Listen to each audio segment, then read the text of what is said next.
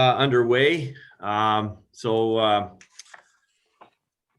Welcome everyone to meeting number 14, Monday, October 26, 2020. It's 7 o'clock and we're scattered all over West Lincoln. I'd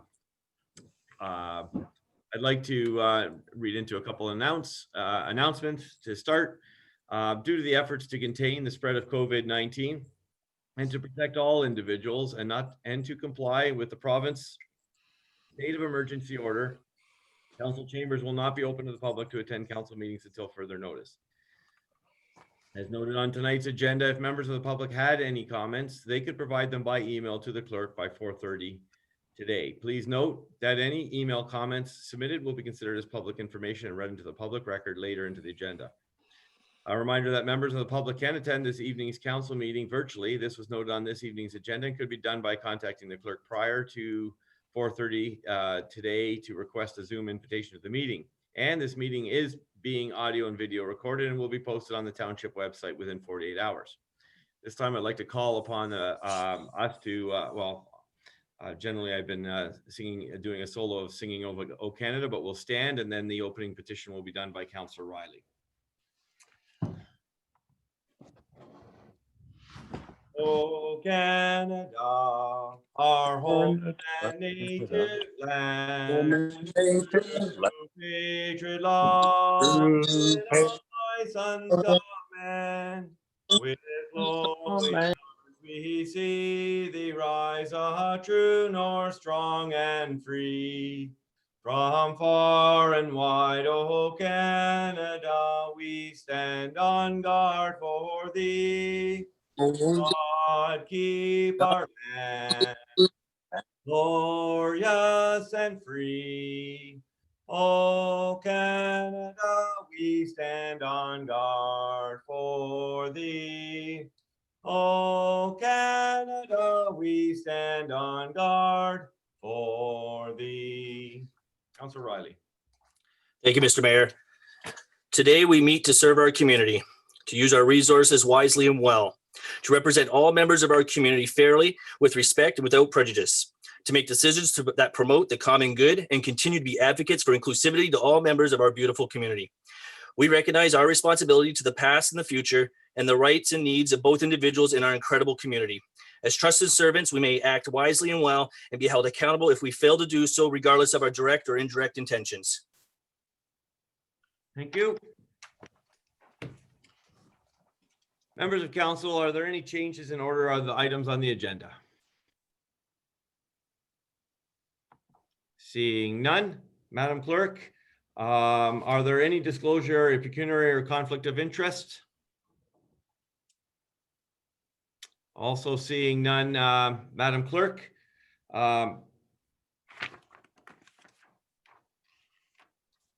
Madam Clerk, were there any members of the public that had emailed comments prior to 4:30 today with respect to an item on the agenda as permitted by section 6.7 of the procedural bylaw? Yes, Mr. Mayor, I do have one comment that was received this afternoon. If you'd like, I can read it into the record. Please.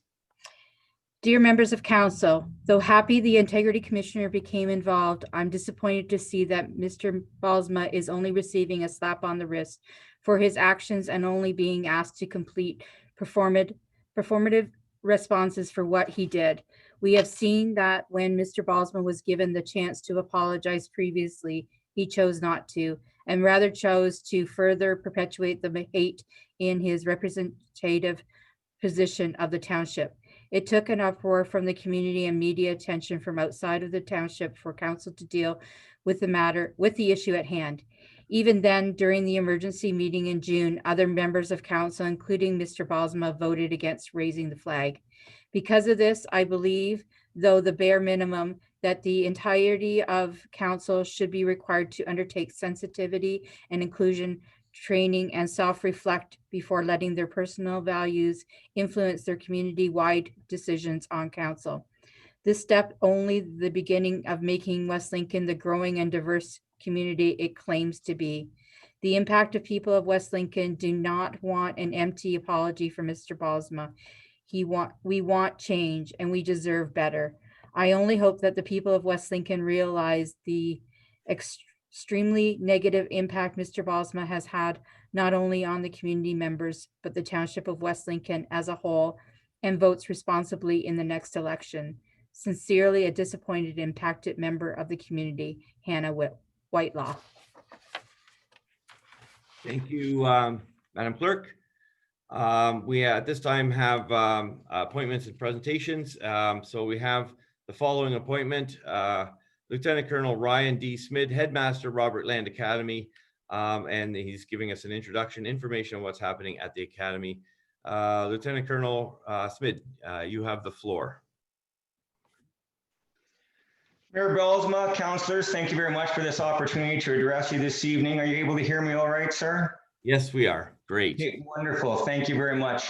As alluded to, my only real purpose was to introduce myself to all of you here this evening, so I will be shorter than my 10 minutes, no doubt. My name is Ryan Smid. I am a retired Lieutenant Colonel, having served for 28 years in the regular force and reserves. Retired to the Niagara region approximately 7 years ago, and was happily retired until the position of headmaster at Robert Land Academy came along. And I was very grateful for the opportunity to be selected for the position. I've worked as the headmaster now for about the last 2 months, and I thought it was important that I introduce myself to our neighbors, of which you here, the councillors and representatives of West Lincoln, I count you among them. A little bit about Robert Land Academy. We currently have almost 70 employees, which I think makes us one of the larger businesses in West Lincoln. Right now we have 72 students, which is slowly going up, but is significantly less than we would normally have. And there's some very obvious reasons for that, including primarily amongst them COVID. Usually a quarter of our students are from outside of Canada. We have very few students now of an international nature, mainly because of the difficulty in getting student visas. So we do think that our situation will improve, but right now it isn't the greatest.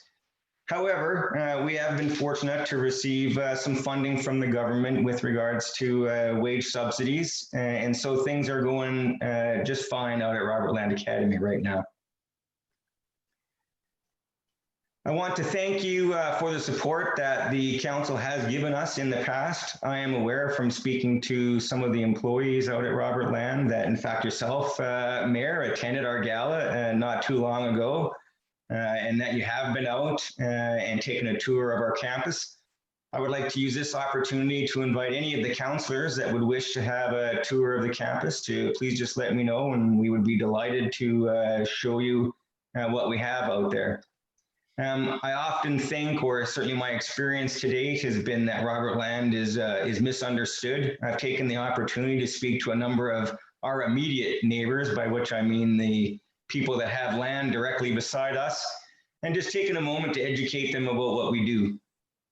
We are not a correctional service. We are not a school for bad boys and delinquents.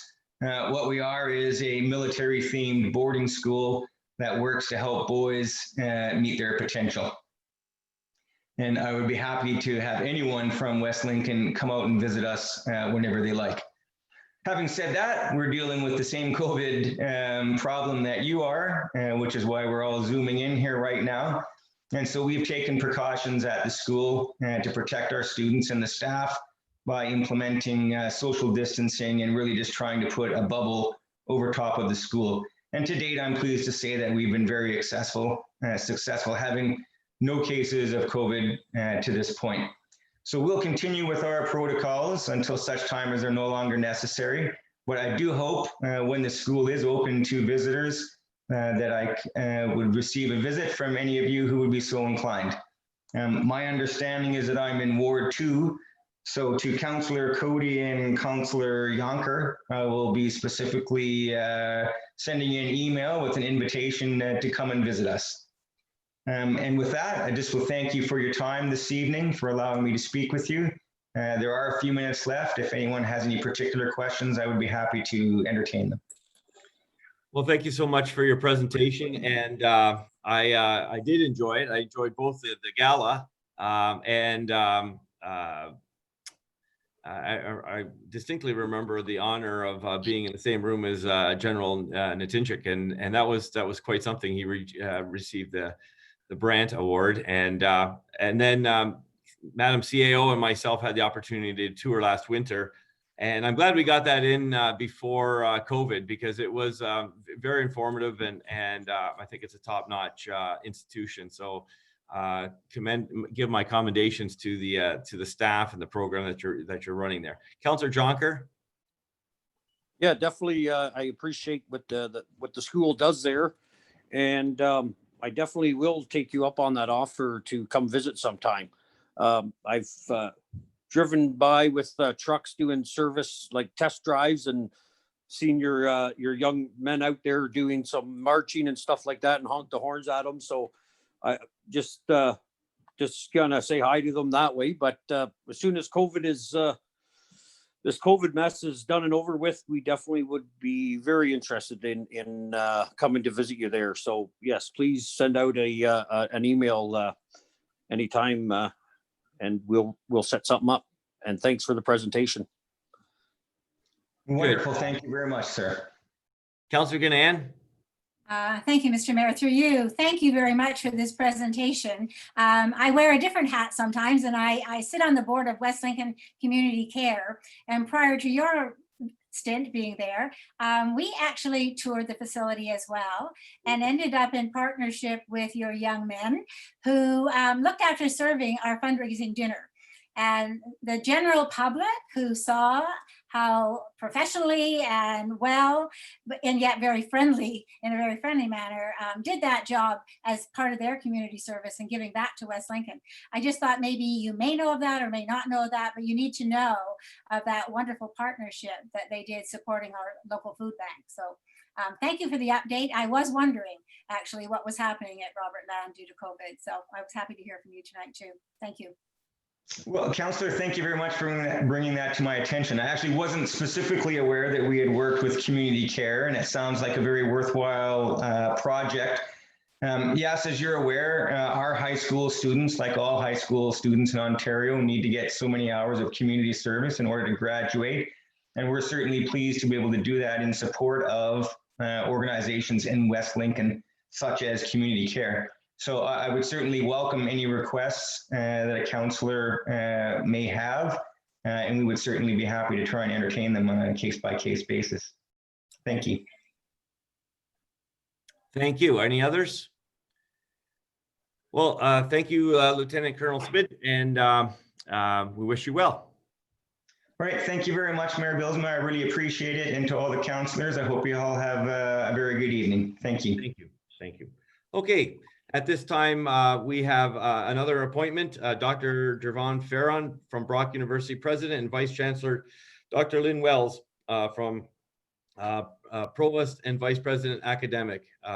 This is Brock University update COVID-19 support and partnership discussion. And I understand that you will be presenting a PowerPoint presentation, which will be shared on our Zoom screens. And there it is. It looks good. Doctors, you have the floor. Thank you very much, Mayor, and thank you to all councillors and this opportunity for Brock University to provide a little bit of an outline of how we have been able to engage with West Lincoln and how we view our engagement across the entire Niagara region as very core to our mission and our purpose. It's informative to start off the presentation by a little bit of our history. And when we think of our history, we started really as a community initiative, and particularly through the Allenberg's Women's Institute that saw the need for post-secondary education in the region, in particular a university.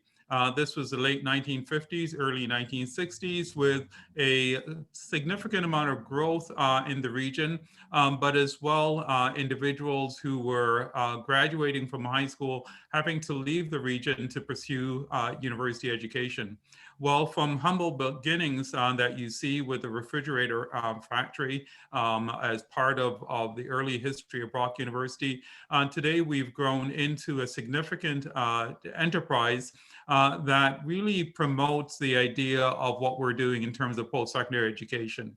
And as part of that, you'll note that today we actually have over 19,000 students. We've reached over 100,000 graduates from the university. And even though we've seen that significant growth over time, we're not immune from the impact of COVID. And as a result, we've had to make significant adjustments and pivots in how we offer our programming from in-class to online. But as well, while we've been making these adjustments, we're very sensitive to the reality that we're the second largest employer across the region. And as a result then, we want to make sure that we are sensitive to how we think about our footprint in terms of economic footprint, our obligations to our employees that work right across the entire region. And as you can see from this slide here, our economic activity, and this goes back to 2017 and 18 data, but at that time, our payroll was over $212 million. Today, we're higher than that in terms of numbers. And as a result, we have employees that live right across the entire region and without question, as well as in West Lincoln. And in that regard, we take seriously our relationship to the region in terms of the overall impact on the economy. That's placed around $640 million in terms of economic spillover, as well as the broader kind of relationships that we have, for example, with the grape and wine industry, along with many other sectors across the region.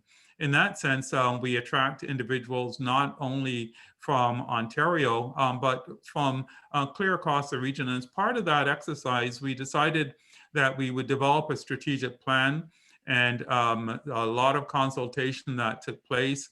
And it's probably at best that I introduce our provost, our chief academic officer, for the university to take us through some of the strategic priorities of the university, and it's Dr. Lynn Wells that will now address you. Thank you. Great. Thanks, Dr. Farron. Good evening, counselors. Thank you for your time this evening. As the president noted, Brock University has a strategic plan. It's a 7-year plan, so we have time to really develop its principles and its ideas. These are in no particular order. They're all important, but I'll start with, I think, my favorite, which is to offer a transformational and accessible academic and university experience. And this speaks to both sides of the academic experience.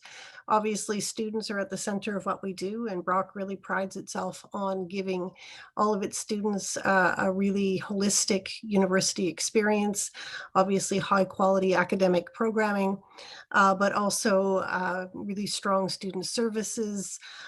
We were ranked for the third time first in mental health in the Maclean survey for our category for comprehensive universities. So that's a real milestone. And second for overall student satisfaction. So Brock students really do get a great experience. We have a lot of focus on experiential learning, of engaging students in their learning. And of course, we have excellent high quality faculty, and we're constantly developing new programming that's meant to serve the needs not only of our students, but of the region as well. Research is an important component of Brock's mandate. We are a comprehensive university, which means that we not only have undergraduate teaching, but also the research and graduate side as well. And we have all kinds of research, pure and applied, community-based, Indigenous research, but we really put a strong focus on the impact of our research for the communities that surround us. And I'll say a little bit more about that in a few minutes. So regional engagement is part of Brock's identity. We really are the Niagara Region University, and we take that very seriously. We work with the region in many ways, forming strategic partnerships, getting engaged in research projects, and placing our students in industry and in different companies as part of their learning experience. And of course, our graduates are stretched out across the region and stay in the region as citizens for the rest of their lives. And finally, for the strat plan, our fourth pillar is about fostering a culture of inclusivity, accessibility, reconciliation, and decolonization. And again, this is a really core part of Brock's identity, is creating that environment where everyone feels welcome and belongs, and that we teach and do research about these issues that are so important in the world these days. So thank you, Jane. So two of the ways that we connect to local industry, one is through our Brock Link, which is a new facility and really is designed to create those research, innovation, and commercialization connections. We support local entrepreneurs in getting their companies up and going and really work with those startup companies and small and medium enterprises in the region. And another good example is the VPMI, the Validating, Prototyping, and Manufacturing Institute, that will work with industry to help them get that start on new product development and moving those products and ideas forward in industry so that they can develop with our support. I mentioned that community partnerships are really important to Brock. We have a number of memoranda of understanding with different community groups. We not only sign them, but we actually live up to them. We work very closely with community partners on all sorts of projects, including projects around sustainability, economic development, and so on. And we have a very great government and community relations area, and Jane Crawley, who's with us tonight, is from that part of the institution.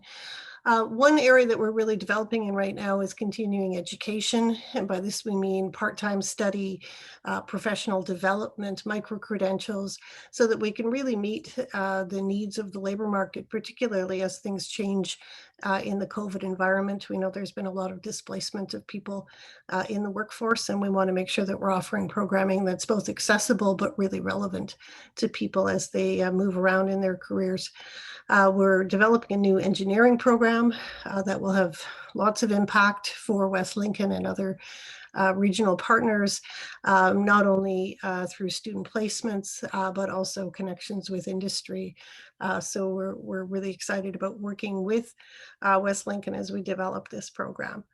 And finally, we always are working with chambers of commerce to make sure that we're listening closely to the needs of our regional partners and to keep those voices in mind as we're developing programming, as we're continuing to build the university so that it really is a regionally centered institution. Okay. One prime example of our research capacity that has a great regional impact is what's called COVI, the Cool Climate Oenology and Viticulture Institute. This is an institute that works directly with wine and grape growers, excuse me, to do research that really helps move their industry forward. And this has an enormous impact on the local community. As you'll see in 2014-15, the economic impact study found that Covey was responsible for $58 million of impact to the local industry and over 90 million to the Ontario economy, created over 300 jobs, and helped with the avoidance of over 3,000 tons of grapes. And that's because they do really leading edge research on things like the viruses that affect grape plants. We have our own problems with viruses, but I gather that grape plants do as well. And by helping to identify those infections of those plants, the industry is able to maximize profits and really help create good jobs. Okay. The Community Engagement Strategic Plan is now a centerpiece of our work. I said Jane, who's with us tonight, is part of the excellent team at Brock who is working on this Community Engagement Strategic Plan. They have a number of goals, as you can see there, from community engagement to knowledge mobilization and different connections with community. And we would be very happy to reach out to councillors and other leaders in the West Lincoln area to talk about the plan and to talk about additional ways that we can continue to engage with this area of our region. Okay.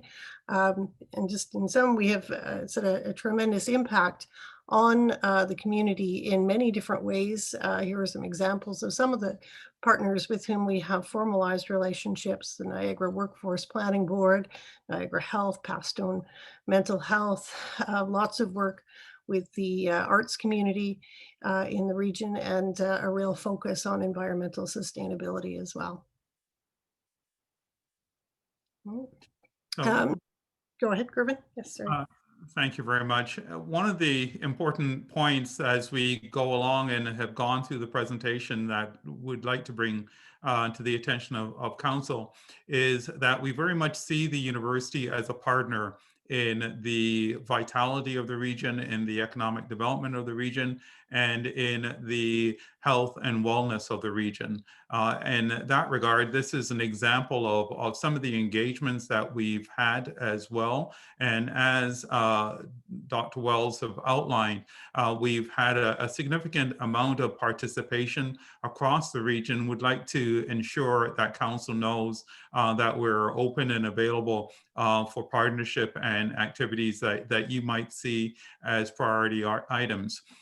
Through this most recent period of COVID-19, one of the things that we did is that we looked at our capacity within the university to be able to make PPE available to healthcare professionals. We've also looked at how we can support communities in terms of when we get to a point of a revitalization and renewal of the economy by way of example. And as well, we've engaged with a significant amount of partnership work in taking a look at important issues that are relevant to communities across the region. So in many respects, while we're outlining some of the things that the university has done in the past, we do look to you to be able to identify opportunities for partnership in the future as well. With that, would like to thank you very, very much for the opportunity to provide this overview of some of the activities that Brock University is engaged with in terms of contributing to regional community building and growth. And would like to also thank Dr. Lynn Wells for her comments, as well as Jane Crawley, who's here with us as part of our Government and Community Relations Unit as well. So with that, I'll thank you very much, Mayor, and would like to turn it to you to guide us forward. Thank you so much. And thank you so much for your presentation. And it was very informative. I'd like to give a call out to Jane Crawley, because she invited myself and many of the regional councillors to the link and to the makerspace, and even had an opportunity to try out the makerspace here in West Lincoln for a brief moment. It was a good, excellent opportunity, and the timing was right. And so I encourage all the councillors to reach out. What's happening at Brock and the way that they're integrating in our community is really exceptional. So I can echo what they have just stated. Anyone else have any comments or questions for the doctors that have come out for us this evening? Seeing none, thank you very much for your presentation, and we wish you well in your endeavors. Thank you so much. Okay, at this time, I'd like to pass the chair over to Deputy Mayor for Councillor Cheryl Gannan, who will be chairing this portion of the meeting.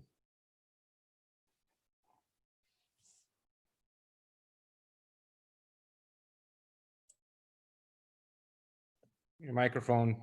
Yeah, I changed it and then it came up again. So I don't know. Anyway, thank you, Mr. Mayor. I'll start again. The third presentation this evening is from Dasha or Daria Paragudova. I think I massacred your name and I do apologize. And John Mascaron from Aird and Burles. They are the Township Integrity Commissioners, and it's re the Code of Conduct Complaints 2020-02, 2020-03, 2020-04, and the Integrity Commissioner Report. So I think I will let the Integrity Commissioners speak to their report, and then we do have a resolution before we open it up for any comments. So I think we'll do the presentation first, if that's okay, and then we'll move to the resolution. So I don't know, John or Daria, who's doing it. So Yeah. Madam Chair, it's John Mascarin. I'll start the presentation. It is a joint presentation okay, between myself and Ms. Perigodova. thank you for her name. I didn't massacre it too badly. I do No, you didn't. apologize for not getting it. No, you didn't. Okay, Thank go you. ahead then. Thank you, Madam Chair and members of council. My name is John Mascarin. I'm, as I indicated, I'm here with my colleague, Daria Perigodova. Daria often goes by Dasha. That's what I refer to her as. That's a preferred term. So if it makes it at all easier, she's indicated that she is happy to be referred to as Dasha. So we thank you for the opportunity to present to you tonight. We were appointed the Integrity Commissioner. And when I say we, it was Airden Burles. My law firm was appointed Integrity Commissioner for the Township of West Lincoln, pursuant to the Municipal Act. As you know, every municipality in Ontario has to have an Integrity Commissioner, and Council formally appointed our firm as its IC back on December the 11th, 2018. And tonight, members of Council, it is in that capacity in which we are appearing before you to present our investigative report on 3 complaints that were filed against Mayor Bylsma under the Township's Code of Conduct for members of Council and local board members. As you know, Council adopted a Code of Conduct together with a corresponding complaint protocol back on April the 15th, 2019. Myself and Megan Barrett of my firm put it together. We will provide this evening for you a very short presentation with respect to the investigative report, at which time we will hear submissions from the Mayor's legal counsel. Therefore, thereafter, we would be pleased to respond to any questions that you, Madam Chair, or Council may have, and I recognize that you have something that you'd like to put on after, and we will accept any questions as to our recommendations and any further steps, procedures, process. Very quickly, our investigation, let me say, was conducted in accordance with our authority as the Township's Integrity Commissioner and in full compliance with the requirements of 5.1 of the Municipal Act. That's the part of the Municipal Act that has the authority for the Integrity Commissioner and codes of conduct, your own code of conduct, and most particularly the process and procedure that's outlined in the complaint protocol that forms a part of your code of conduct. Ms. Perigodova primarily handled the investigation into the 3 complaints, and the investigation into the first 2 complaints had been commenced by another associate in my office, Megan Barrett. And you may recall Megan, who came and provided a training and education session for you, I believe about a year and a little bit ago. Ms. Barrett commenced the investigation into the first 2 complaints that were received prior to the 3rd complaint coming in. She had to withdraw from further consideration when the 3rd complaint came in because she was pregnant at the time and has now delivered her first child and is on maternity leave. She has a beautiful little baby boy.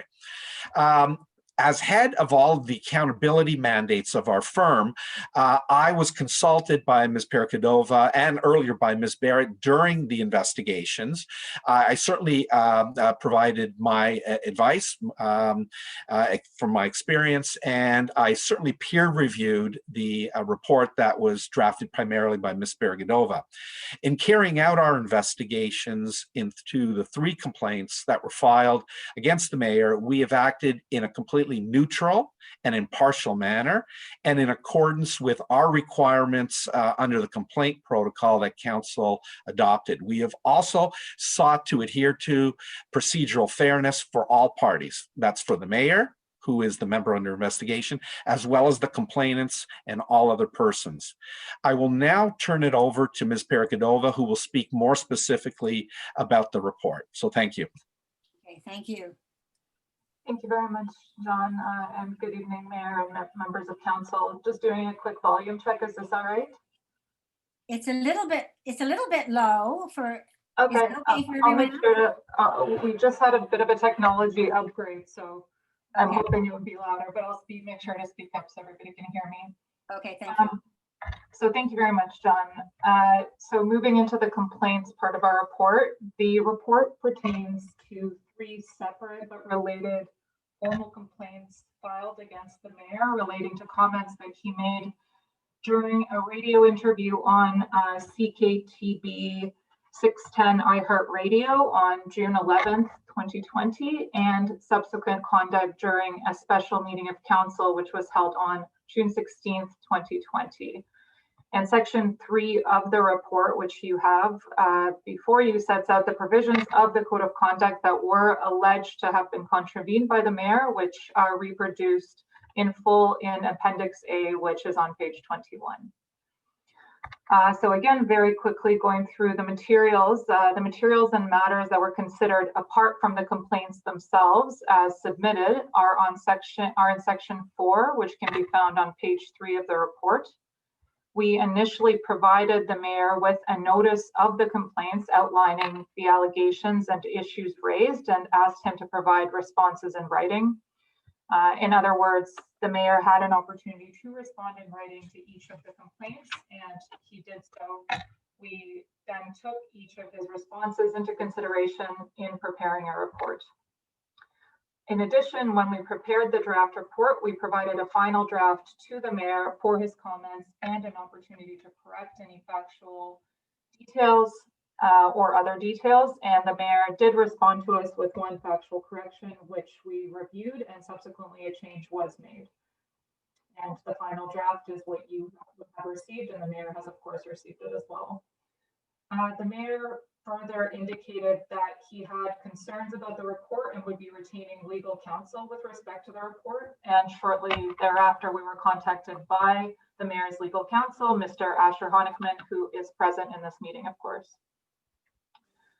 We had advised Mr. Honickman that the recommendations to our report were anticipated to be before council at this meeting this evening, and further advised Mr. Honickman that the mayor would be permitted to make submissions to council on the report and his concerns. And Mr. Honickman communicated, I'm paraphrasing, that he intends to do so on behalf of the mayor this evening. Now getting into the report itself.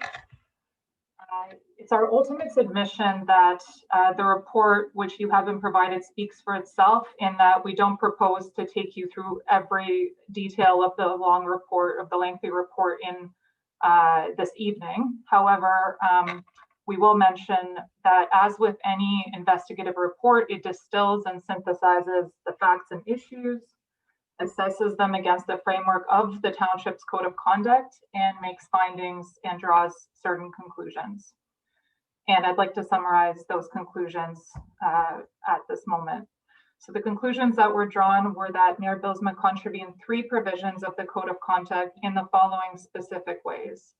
Section 4.1D of the code, by missing and or failing to communicate having received the flag raising requests from Pride Niagara, and as such failing to serve his constituents in a conscientious and diligent manner. Section 4.1E, for failing to respect the individual rights, values, and beliefs of all other persons, particularly in stating that I'm quoting now, there are always going to be injustices, correct, but in terms of rights, what are they? What are anyone who's flying a flag, whether that's Black Lives Matter in America or the Pride flag here, what are they still fighting for? Is it necessary, or have they won? Have they achieved anything? It's just a question of time. And the second statement being, in the Black Lives Matter, I would be the one holding the sign that says all lives matter, end quote. And lastly, section 9.2, in making a discriminatory statement that in the context of Black Lives Matter, he would be holding an all lives matter sign. Further, we concluded that all remaining portions of the code of conduct of the complaints against the mayor were dismissed. These conclusions are all set out in detail in the report and are summarized in section 9, conclusions. And the detailed context and reasons for these conclusions can be found in the preceding section 8. Moving on now to the recommendations. Most importantly, as it pertains to this specific meeting of council, the report makes recommendations. Our recommendations are in part 10 of the report and are actually the only matters that are before council for consideration this evening. As you likely know, council is the decision-making body and is entrusted with enforcing its code of conduct. As noted, we have investigated the complaints and have produced a report that details the findings and conclusions and makes certain recommendations. We have done so, as Mr. Mascaron set out, in accordance with our authority, mandate, and jurisdiction, with an adherence to procedural fairness to all parties, including the mayor and the complainants who exercise their rights to file these formal complaints. With respect to the recommendations, there are 2 possible penalties under the Municipal Act 2001, one of which being a reprimand and the other a suspension of pay for up to 90 days. The law also recognizes that remedial measures or corrective actions may be imposed, and those are also set out in section 16 of the Township's Code of Conduct. Bearing that in mind, we have recommended the following: that the forthcoming new flag policy be completed and adopted as soon as possible, and that it be publicly communicated when it is available. That the township take steps to ensure that the mayor's apology is both accessible and available in its public materials or website moving forward. We have not recommended that the mayor needs to issue a new further public apology. We have recommended that no penalty is associated with the mayor's breach of section 4.1D. With respect to the mayor's breach of 4.1E and 9.2, we have recommended that the mayor be reprimanded and that council denounce the mayor's statements. We have also recommended a remedial measure be imposed and that the mayor be required to complete sensitivity training within 90 days of the date of our report. And to clarify, given our understanding that council has already contemplated such training as a whole, we recommend that the mayor is able to satisfy the training requirement by participating in such training along other members of council, but that option is ultimately available to council to decide. In other words, we don't believe it is a requirement that the mayor completes 2 sets of training, but again, we have made that ultimate decision rest with council. John, I will pass it back to you now to conclude. Thank you, Dasha. Thank you. Am I on? Yes, you are. Okay, thank you. Madam Chair and members of council, that concludes our presentation. We kept it brief, again, for the purposes that the report does speak for itself. Want to remind council that the only thing that's really in front of you tonight are the consideration of the recommendations as we've proposed them for you. Ms. Paragadova and I will remain, of course, here to answer any questions that members may have with respect to the recommendations in the report. And subject to what you would propose, Madam Chair, I would submit that it's probably appropriate to hear from the mayor's legal counsel as to his submissions at this point, unless you would like to do what you wanted to say and then move to that. So thank you. Okay, thank you very much. And I think we'll follow exactly what you suggested. My original thinking was that we would pass a resolution and then open it to comments, but I do agree that perhaps this is an appropriate time for the mayor to respond. And Mayor Bilsma, I understand that you are not responding, but your counsel is responding on your behalf. Is that correct, sir? That is correct. So I'd like to introduce Asher Honigman, my legal counsel on this matter. So thank you, Madam Chair. Thank you. Go ahead then, Mr. Honigman. Yeah, so good evening, everyone. So first thing is that I understood that the mayor would be entitled to make formal written submissions in response to this report. I was speaking with Ms. Perigudova, and she had indicated to me that the forum for making a response would be to council.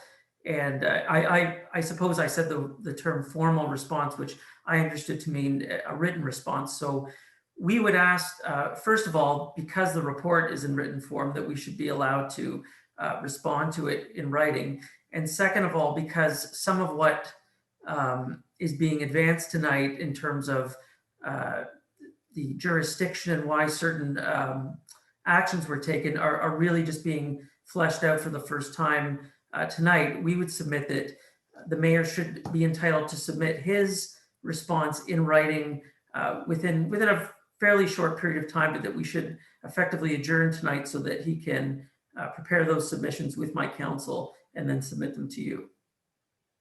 I'm not certain of that. I think maybe Mr. Mascarin could help us with that. But the bottom line is, twice in the report as it came through, the mayor had opportunity to respond.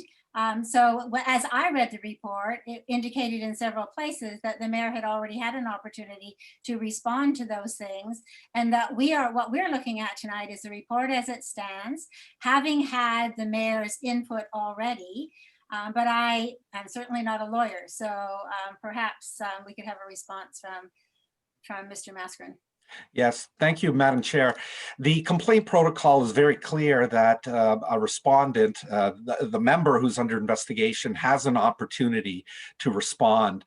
In this case, the mayor had an opportunity to respond to the first two complaints and the third one as well. He responded to them at different times. So he had full opportunity to respond, did not request legal counsel at the time.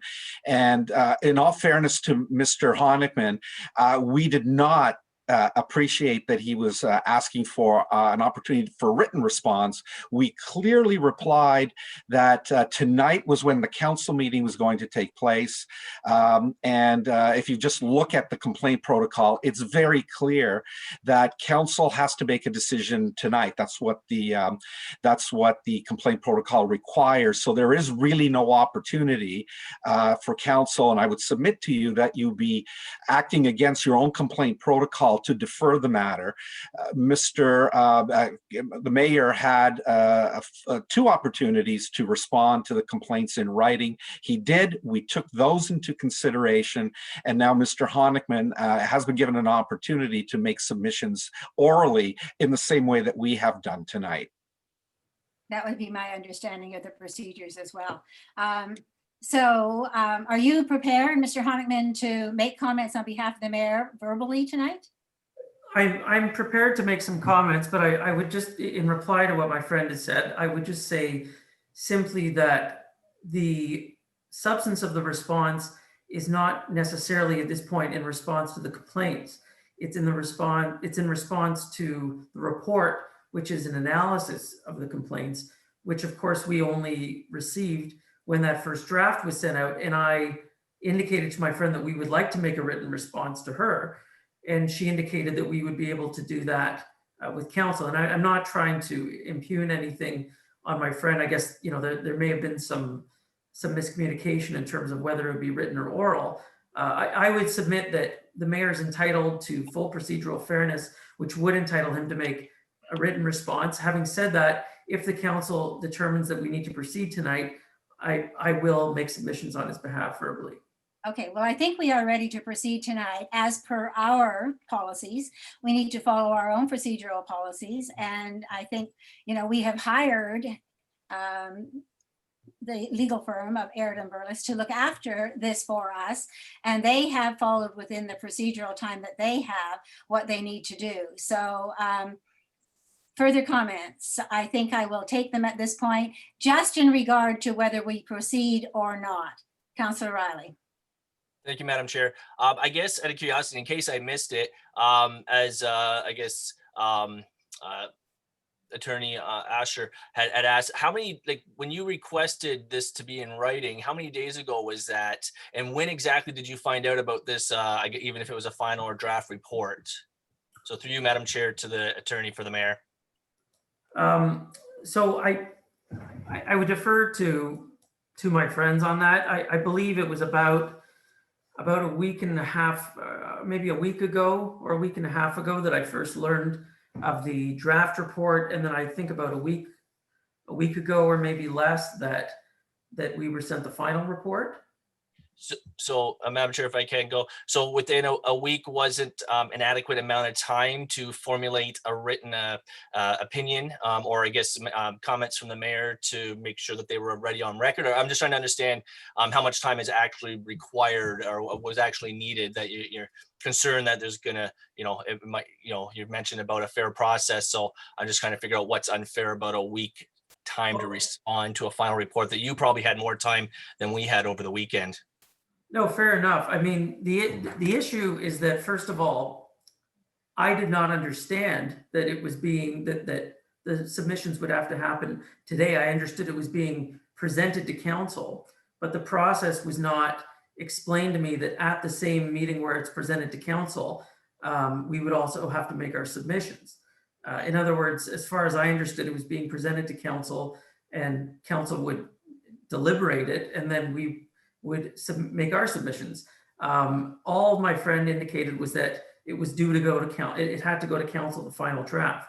So, I certainly, if I knew that I only had, days, 5 or 6 days, we certainly would have submitted something in writing before that. I candidly didn't understand what the mayor would be allowed to do. I was only advised that the mayor would be allowed to make submissions in a formal process. Okay, so normally, my past experience has been that the report comes through, the person who has been the accused is able to say something on his own behalf. This is my first experience with the fact that the person who has been had the complaints against them has in fact provided legal counsel. So I would defer to our clerk actually to see, it's my understanding that we should just proceed. It's been our suggestion that from Mr. Mascaron that we should proceed. And so that's kind of where I'm looking right now.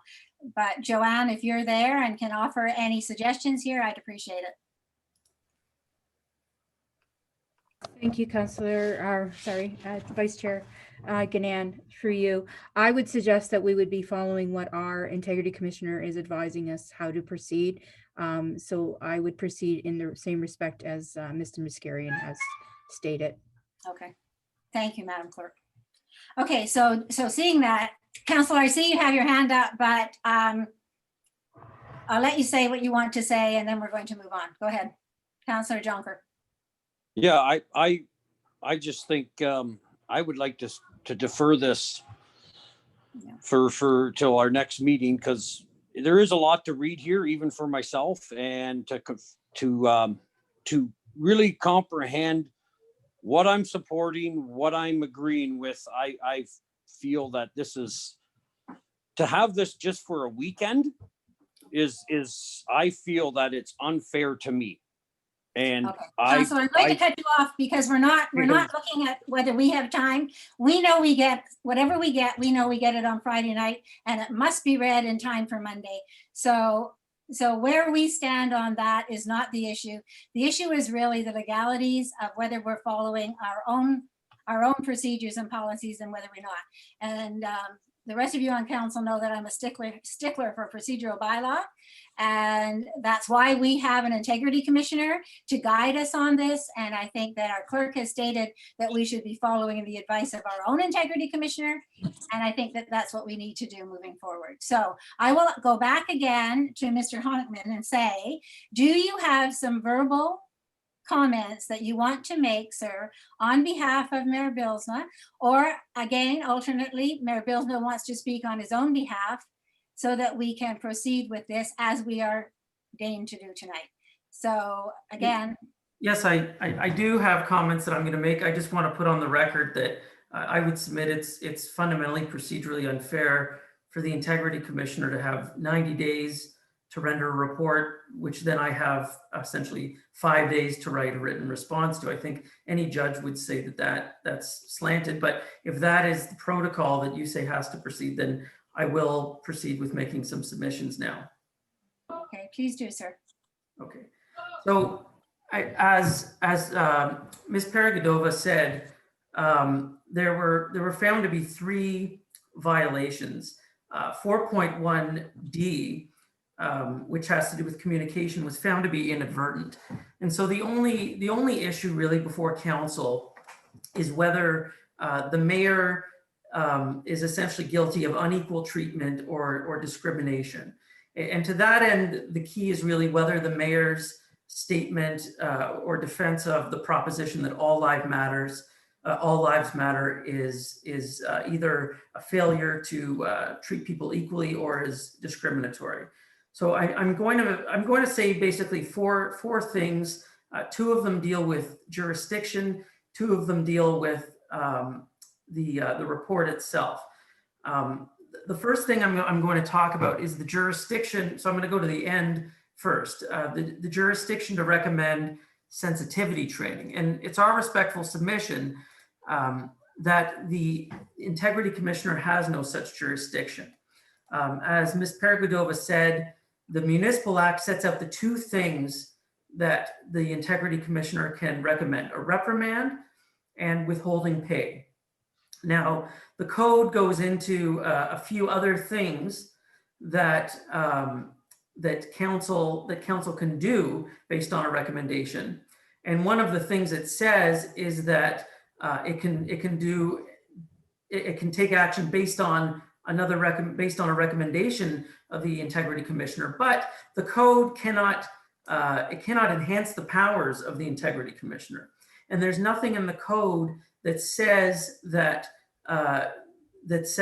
council can force the mayor or other member to take sensitivity training. There's no mention of that. So the absence of sensitivity training in the code and the absence of it in the Municipal Act means that, first of all, the Integrity Commissioner cannot recommend it. And even if they did recommend it, there's nothing in the code itself that says that council can impose sensitivity training on the mayor. So that's the first thing, that the fundamental recommendation here is outside the jurisdiction of the Integrity Commissioner. And there's a case that I would take everyone to, and I can email a link after this session is done. It's called Singh and Sprovieri. It's from the Brampton Integrity Commissioner, and the Brampton Integrity Commissioner undertakes the same analysis. In that case, the Integrity Commissioner said, well, sensitivity training would probably be a good idea here, but I can't recommend it. I don't have the jurisdiction to recommend it. So they don't recommend it.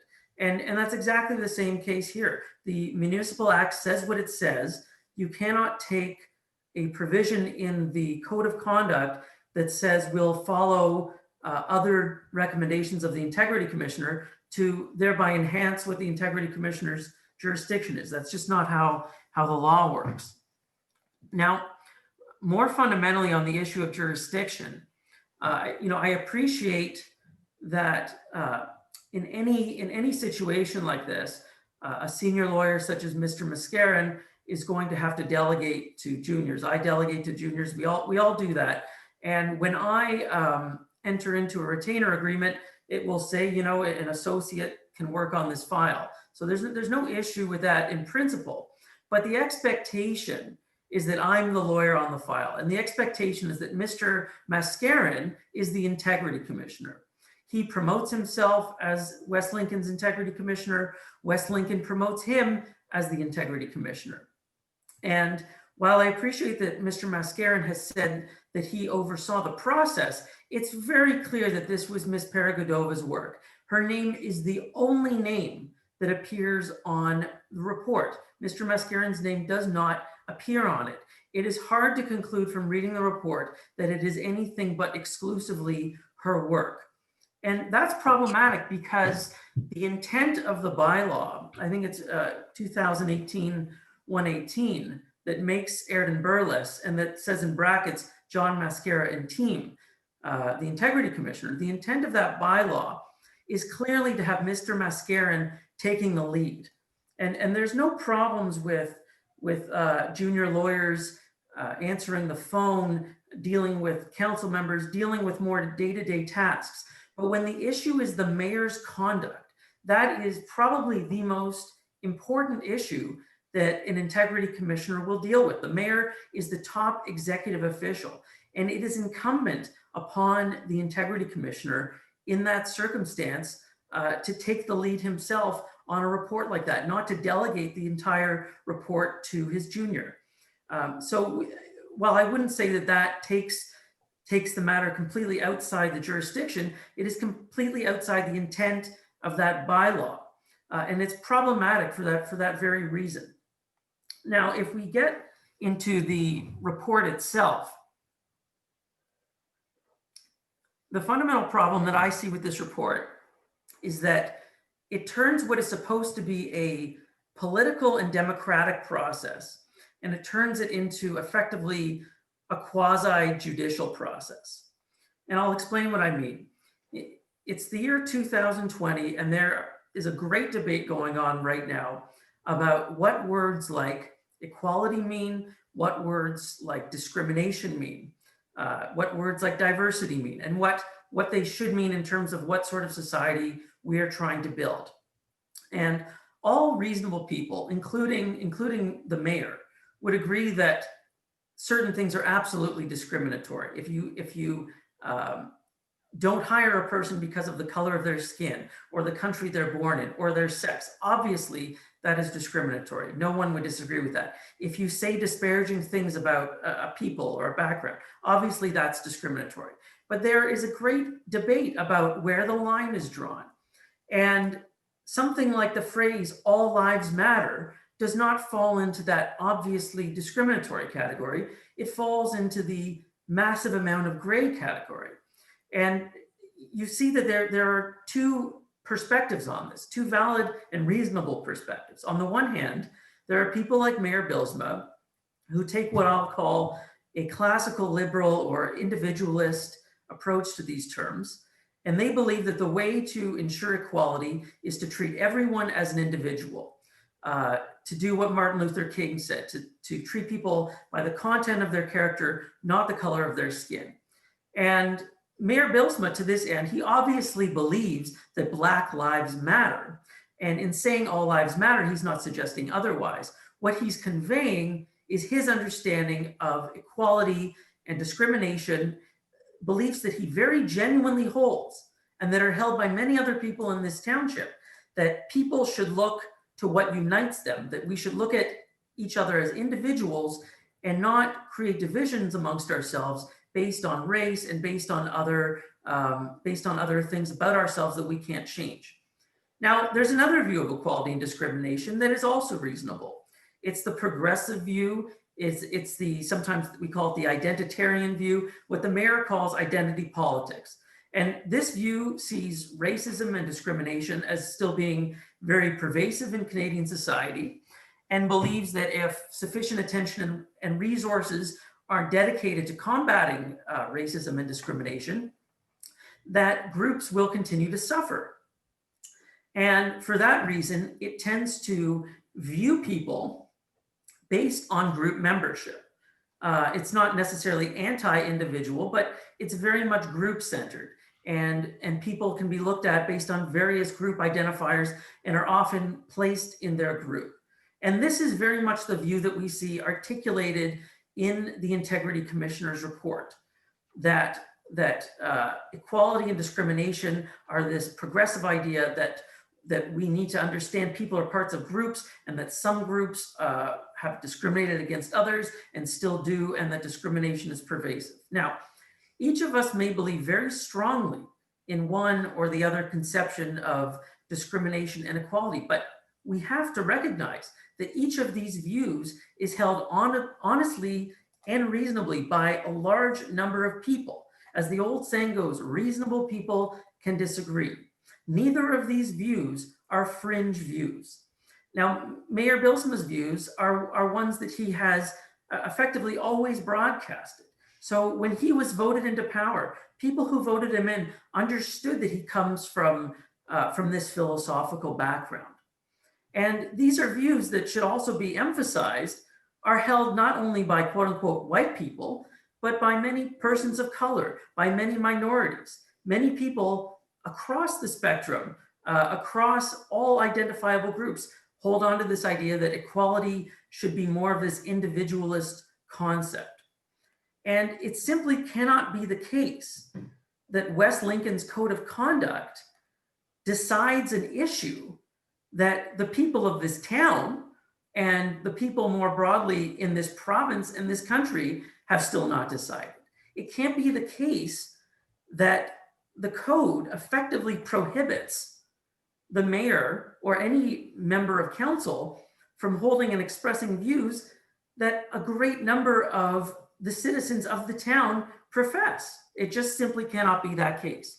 And so it is our view that the Integrity Commissioner has interpreted these terms in the code, discrimination and equality, far more broadly than they ought to be interpreted. These terms must be interpreted in a far more neutral manner that allows both sides of the debate to effectively express their views. Okay, so thank you very much, Mr. Honnigan, for that perspective. Perhaps the mayor should have gone to you before he responded to the Integrity Commissioner. I would like to say, though, that part of the thing that brought this to a head was the fact that our mayor spoke on behalf of the rest of us as well. Now, it was not this council that brought these complaints against the mayor, it was other members of the municipality. So although I understand exactly what you're saying philosophically, I would like to go back to Mr. Mascaron and say, does he have any further, or even to you, Dasha, to see whether you have something further that you want to say about the fairness.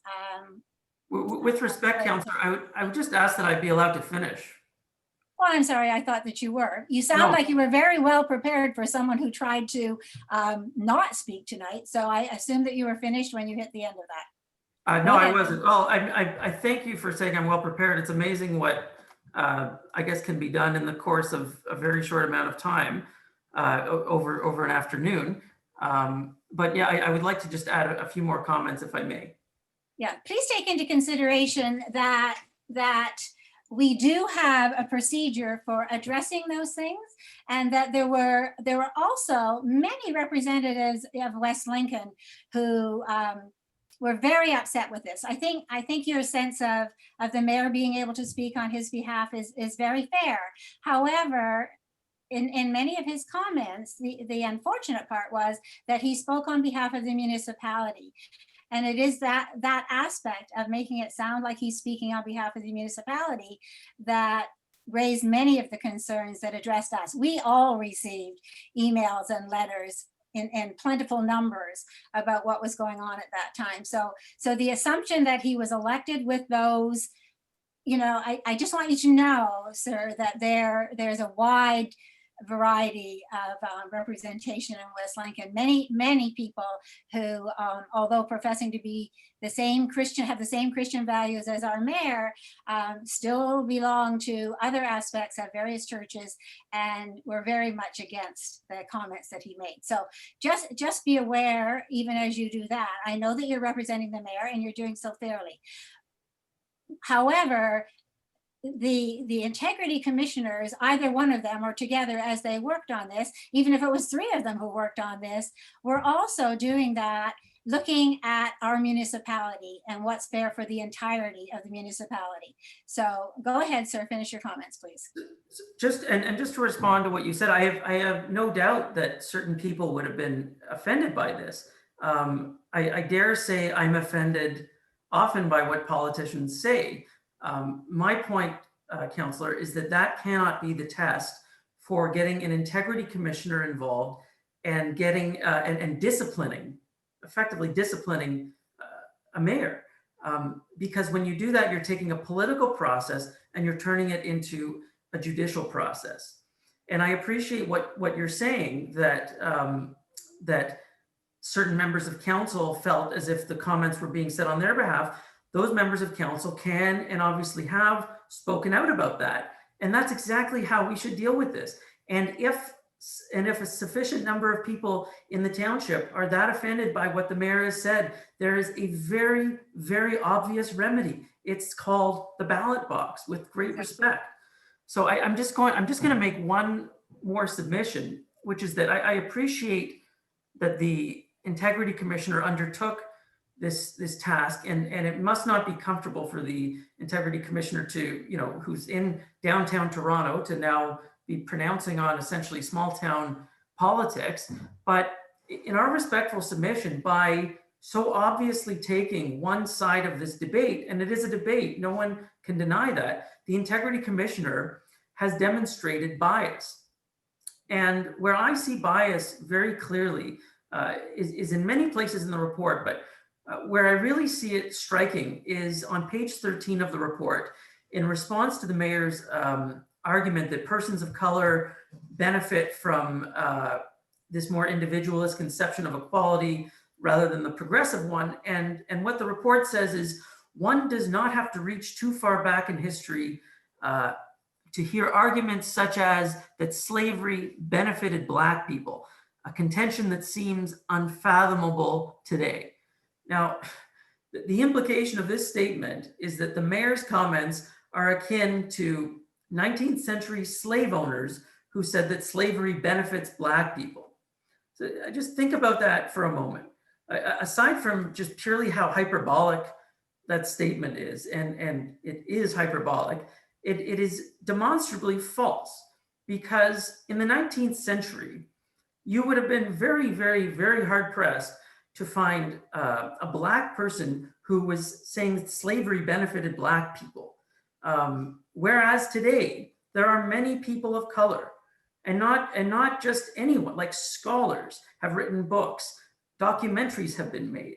There is a massive diversity of views on this topic. And there are many people of color who find the progressive version of equality to be offensive. Just as there are many people of color who find Mayor Bylsma's conception of equality to be offensive. In other words, there is such a wide range of views on this subject. To say that it is akin to saying that slavery helps Black people is itself so demonstrative of bias, because it completely marginalizes a legitimate point of view. It doesn't even give it credence. And again, the point is not who's right and who's wrong. The point is, how are we going to decide these issues, and what is the role of an integrity commissioner? An integrity commissioner is not supposed to deal with politics. An integrity commissioner is supposed to deal with civics. Civics are the things that we all agree on, that politicians cannot be corrupt, that politicians must treat their constituents fairly, that politicians must act with integrity. But the bounds of equality and the bounds of discrimination are issues of politics. They are outside any reasonable understanding of what an integrity commissioner should do. And this issue, as I said again, the best place to deal with this issue is not at this council meeting. It is not in an integrity commissioner report. It is at the ballot box. And all the people who are upset at the mayor, including people on this council, can make their offense known during the next election. And I would say that is the first and best way of dealing with that. And it is the duty that, in my respectful submission, this council owes to the people of West Lincoln, many of whom I'm sure will watch this or will read about it. I would submit to you that by rejecting this report and its recommendations, this council will not be endorsing what the mayor has said. This council will simply be saying, this is not the proper time to decide it. This is not the proper forum. We can speak out against the mayor. We can say we disagree, but let's let the people decide. Thank you. Thank you. Mr. Mascaron, would you like to respond? Yes. Thank you very much. I do appreciate Mr. Honigman's comments this evening, and again, in my view, members of council, full procedural fairness has been offered to the mayor. Opportunity to respond throughout the complaint process, opportunity to respond at the time in writing when it was proffered, and an opportunity to respond this evening through legal counsel. I submit to you fair, just procedural fairness afforded. To Mr. Honigman's points about the jurisdiction. First of all, remedial measures. The matter's been dealt with fully, authoritatively by the Ontario Divisional Court in Magder and Ford. that said you cannot articulate specific provisions that remedial measures or corrective actions may be put in place. You have to deal with them on a case-by-case basis. I submit to you that the remedial measure that is put in place, that is authorized clearly by your code of conduct, allows us to recommend and allows council to impose the remedial measure that sensitivity training be undertaken by the mayors. Very clear. Secondly, on the question of jurisdiction and the fact that the matter was investigated by two of my associates, nothing wrong with that. The first code of conduct investigation done in the township of West Lincoln was undertaken and concluded by Megan Barrett. No one seemed to have any issues with that. It's as I said, I was consulted throughout.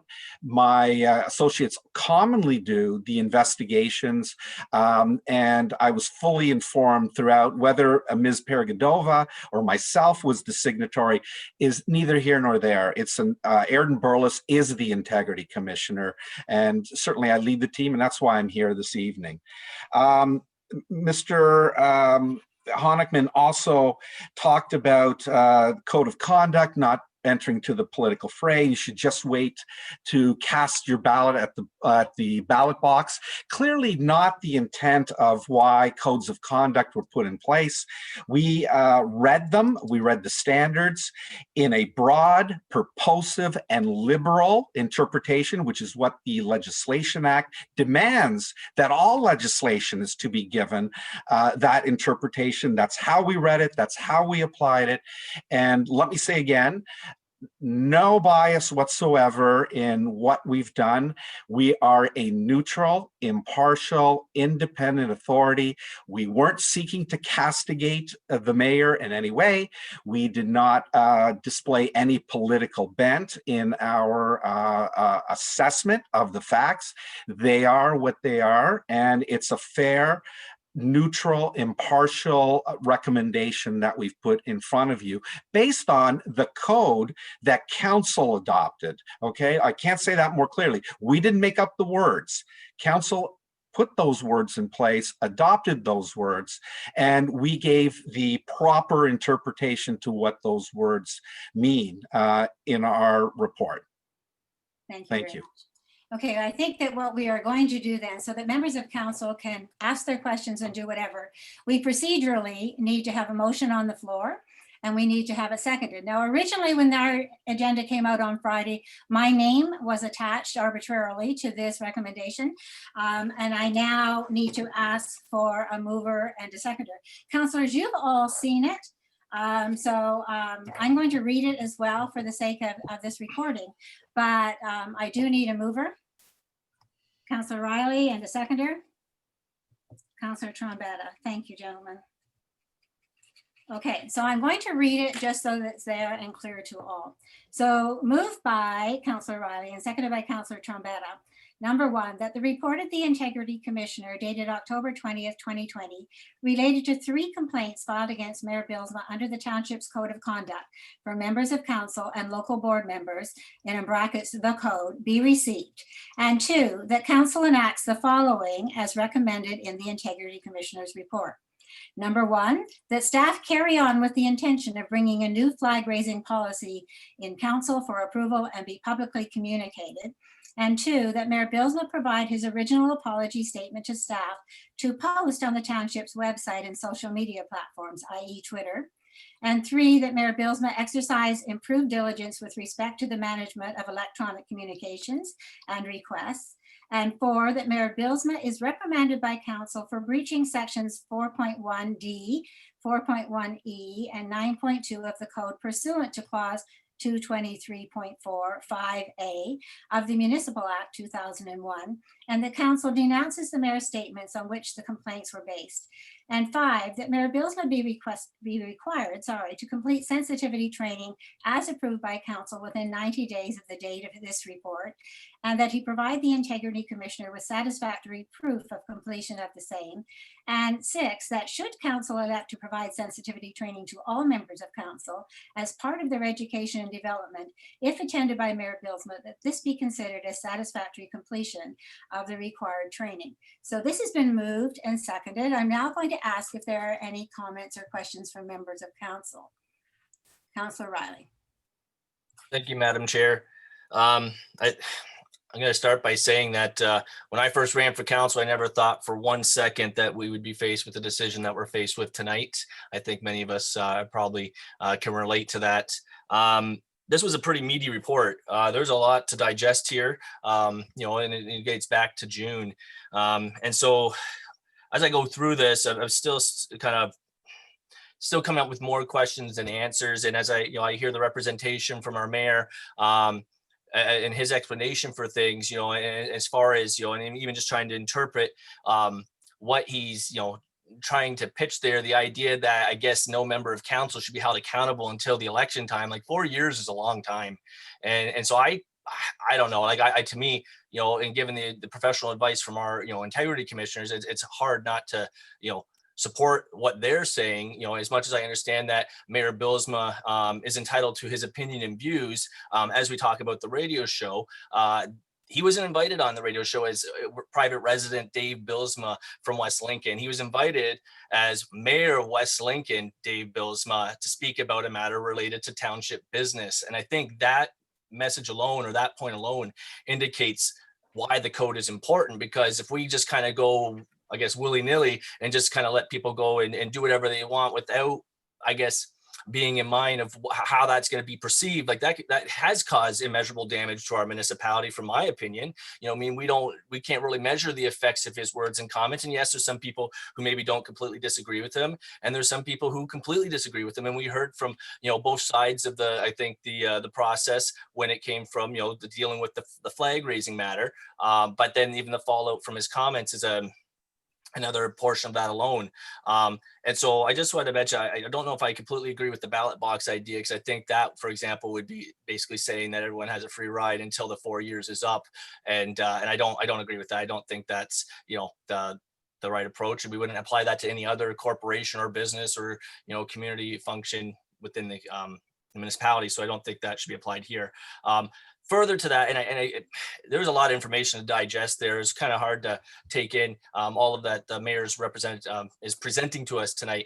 And so I do want to point out a couple of things that I think are valid to discuss, or not so much discuss, but to focus on, that this isn't just a West Lincoln manor. Like we heard, even through social media, and I know Mayor will mention identity and politics, but we had Chair of the Niagara region, Jim Bradley, go on the record, and I had to write it down here so I can get it right. But he acknowledged, when asked about the comments made by the mayor, that at the very least, a breathtaking amount of ignorance. That's his statement. We had mayors from St. Catharines, Walter Senzik, and mayor from Niagara Falls, Jim Diodati, an MP, Chris Brittle, all speak out against it. This is something that affects the entire region of Niagara. And again, immeasurable. How far did this go, and what does this cost us in the long run? We don't know. But I do have a question. And so through you, Madam Chair, to I guess our integrity commissioner, it doesn't matter which one. I'm going to assume it's Daria. When I was going through on page 11, if that helps kind of steer anybody, I guess it's about the third paragraph from the bottom, when it talked about the first complaint. It mentions, and I just want to verify something. It mentions, and I'm going to just jump ahead here a little bit. So the mayor initially disputed the need for such a meeting, and it was referenced on June 22nd. And that is actually an error, because the mayor, as well as possibly myself, we actually requested that before all of this transpired back in May, or back in June, in May, we made a decision to push the council meeting to the end of June, because some members of council and staff couldn't attend. And as a group, we decided that June 29th would actually be that council meeting, not June 22nd, which is why it was important that when this situation happened, that we called a special council meeting, because it wasn't going to be just discussed on June 22nd. It was going to be discussed at June 29th, which was literally the end of the month. So I think that's important. And my question to you, Madam Chair, to our integrity commissioner, is when this report was being put together, is it, I guess, and I've never gone through this, but is it normal not to include counsel for evidence seeking, because we have an email. I'm going to go because you guys mentioned there is no evidence of his refusal. We actually have an email on June 9th, I believe it was, that the mayor actually went out of his way to say he would not call a special council meeting when I had urged him to call a special council meeting, which what prompted me on June 10th to go to the clerk and petition council through the clerk for council to call a special council meeting. And so I'm just kind of curious why that piece of information either didn't get relayed to you, and who's actually involved. Is it only the people that complain? Was there communication with the clerk office? Like, I know I never got any emails from you guys. I wasn't a part of this in any capacity. So I'm just trying to verify what is actually expected for you to, I guess, take care of your investigation portion. Okay, so to you, Judge, do you want to answer that? I suggest that I start to answer with respect to this report specifically, and if Mr. Mascaron wants to round out my answer with respect to the process in general, and then his knowledge of the code of conduct, by all means, that would be fine by me. So I'll just, in response to Councillor Riley, we are confined to the evidence before us in the sense that we receive the complaints, we consider the complaints carefully and what they set out, along with their evidence. An opportunity for response is given. We do have, for example, if a special meeting of council is referenced, we can go and review the minutes of that council meeting. We review the video and the minutes and the agenda of the particular meeting in question. It's not required of the integrity commissioner or anybody investigating such a matter to go and seek input from all possible parties with knowledge of the matter, because you can imagine how possibly broad that could be, and it would be never ending. It would not be possible to actually draw any boundaries around the investigation. So we do consider the evidence as a whole that's before us, but that's why perhaps to your answer about why all of council wasn't consulted, that would be the best answer to that. Specifically with respect to the emails you mentioned, while I'm certainly not doubting that they exist exactly as you suggest they do, again, given that the parties have full opportunity to submit the complaints, respond, and then further provide context and input with any questions we have for them, that is the evidence that we consider when we conduct our report. So that was the best of our understanding as to how things proceeded, and certainly parties have input into any factual errors. And just as the mayor was given an opportunity to provide any corrections, as were the complainants, and we did not hear from the complainants that there had been those specific errors that you mentioned. So that's with respect to the report. John, would you like to add anything? Okay, well, thank you so much for that. And I do appreciate that explanation. I did want to bring it to attention just that I can understand as we look at tonight and what the recommendation is and the information that lies within it, I think it's important that we have that continuity information and consistency and transparency and accuracy. And so I like I said, I appreciate that. That was the one thing that stuck out to me. And I'm sure it's an easy forget on many people because, you know, June was a long time ago. And the reason why it stuck out to me is because of my son was born on the 19th, which was one of the reasons why I was in favor of pushing the meeting on June 22nd to June 29th. And so when I had noticed that, that's what kind of prompted that question. So I do explain, I appreciate that explanation there. And so I guess at this time, I'll let other members of council speak. I could probably go on for another couple of minutes. I might come back depending on how the conversation goes. But for now, Madam Chair, I'll leave the floor. Okay, thank you, Councillor. Councillor Trombetta, please. Thank you, Madam Deputy Mayor. I appreciate you letting me speak. I'd like to thank everybody for their presentations this evening. I just have a few comments for the record here. You know, in reading this Integrity Commissioner's report, you know, it is pretty thorough. I don't need to go back in time and repeat everything that was stated by myself or events that transpired during this event that took place in June. I think it's a very thorough report. I'd like to thank Mr. Mascaron and Mrs. Paragodova for their time that they took to do this report. You know, in seeing this report, you know, there's one thing that I do know is that, you know, this does take time, and this does take a lot of tax dollars to you know, we have lawyers sitting here this evening that are at the cost of our taxpayers to provide this information. There's 3 complaints that were provided to them, and they have to respond, and they're professionals in doing this response. It's unfortunate that it came to this. It's been 6 months into this, and it's very unfortunate. There's one thing I do know about the mayor. He does follow procedure. He's a procedural guy. Anytime that I'm out of line or any member of out of council is out of line, he's the first to snap on procedure. This is procedure. This is what happens when someone's out of procedure or not abiding by our code of conduct. And all that was founded here was something that was in contravene to that. And now it's came before us for us to decide. There's nobody that follows more procedure than our mayor and other members of this council. I've worked with him for 6 years on council, and anytime that there is an issue, he's first to call it out. This calls out an issue that we had about us in June, and it deals with a bunch of recommendations. I think they're thorough recommendations. I'd like to add maybe add or remove something, an amendment to this, Deputy Mayor, if I may. Not at this time. I'm quite sure there's other members of council that probably like to speak, but I would prefer if you could come back to me at one point so I could possibly add an amendment to this if possible, and if that's your willing. But again, I'd like to thank you all for bringing this document forward. I'd like to thank you for the legal representation, for your comments from the mayor, and I'm here to listen to any other comments from council and the deputy mayor. Thank you. Okay, thank you, Councillor. I will try to remember to get back to you. If not, Madam wait. Co-Chair. Okay. Oh, yes, okay. Councillor Rayner, I was going to ask if you wish to speak. Since we don't see your picture and I can't see your hand, thanks for chiming in.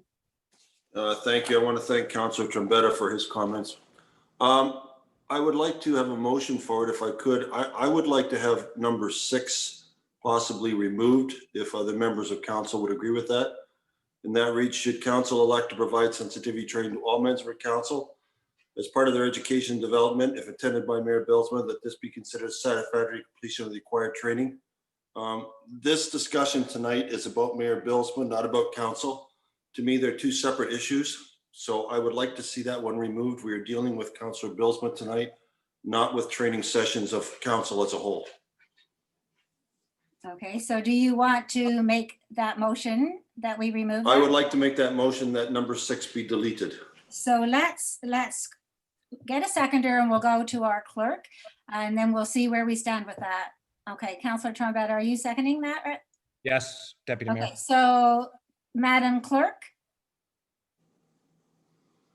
word to you for procedures, please. This be a friendly amendment, Madam Chair. I think it can be just an amendment to the resolution.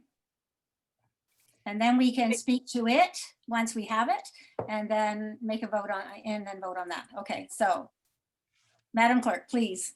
Thank you, Deputy Mayor Ganan. Through you, I have a resolution then from Councillor Mike Rayner and seconded by Councillor Jason Trombetta that the resolution regarding the Integrity Commissioner's report relating to 3 complaints filed against Mayor Bylsma be amended by removing section 6 from section 2 of the resolution. Okay, so we've heard the resolution. We have it on the floor. Any comments or questions on that? Councillor Trombetta. Thank you, Deputy Mayor. Yeah, that's sort of what I wanted you to come back to me for, but I guess I was going to let the opportunity for other members speak. There's one thing I would like to add to that amendment, and I'm looking for support if I can add to that amendment from Councillor Rayner. I do agree that what Councillor Rayner said, that section 6 should be removed. I also would like to propose that the sensitivity training that is required in section 5, that shouldn't be at the cost of the taxpayers. That should be out of the cost of the mayor himself. I don't feel it's fair that this should be put on the taxpayers to pay for this sensitivity training. I think that, I don't know what the magnitude of the sensitivity training is. I just know from coming from professional, I know daily courses range from $300 a day to $1,000 a week, but I still don't think that this should be on the back of the taxpayers. We are paying a lot of tax dollars this evening to have, legal representation. And I feel that if this is approved by council this evening, I would prefer that the cost of the sensitivity training be that of the mayor himself. Thank you, Madam Chair. Okay, thank you. I'll leave that on the floor for now. Any other comments or questions regarding that? Councillor Riley? Thank you, Madam Chair. I guess to you back to our Integrity Commissioner, I'll go with Daria again. I'm gonna speak a little bit to that, but also a little bit to understanding what happens if the mayor doesn't comply within the 90 days requirement here, letter of certificate.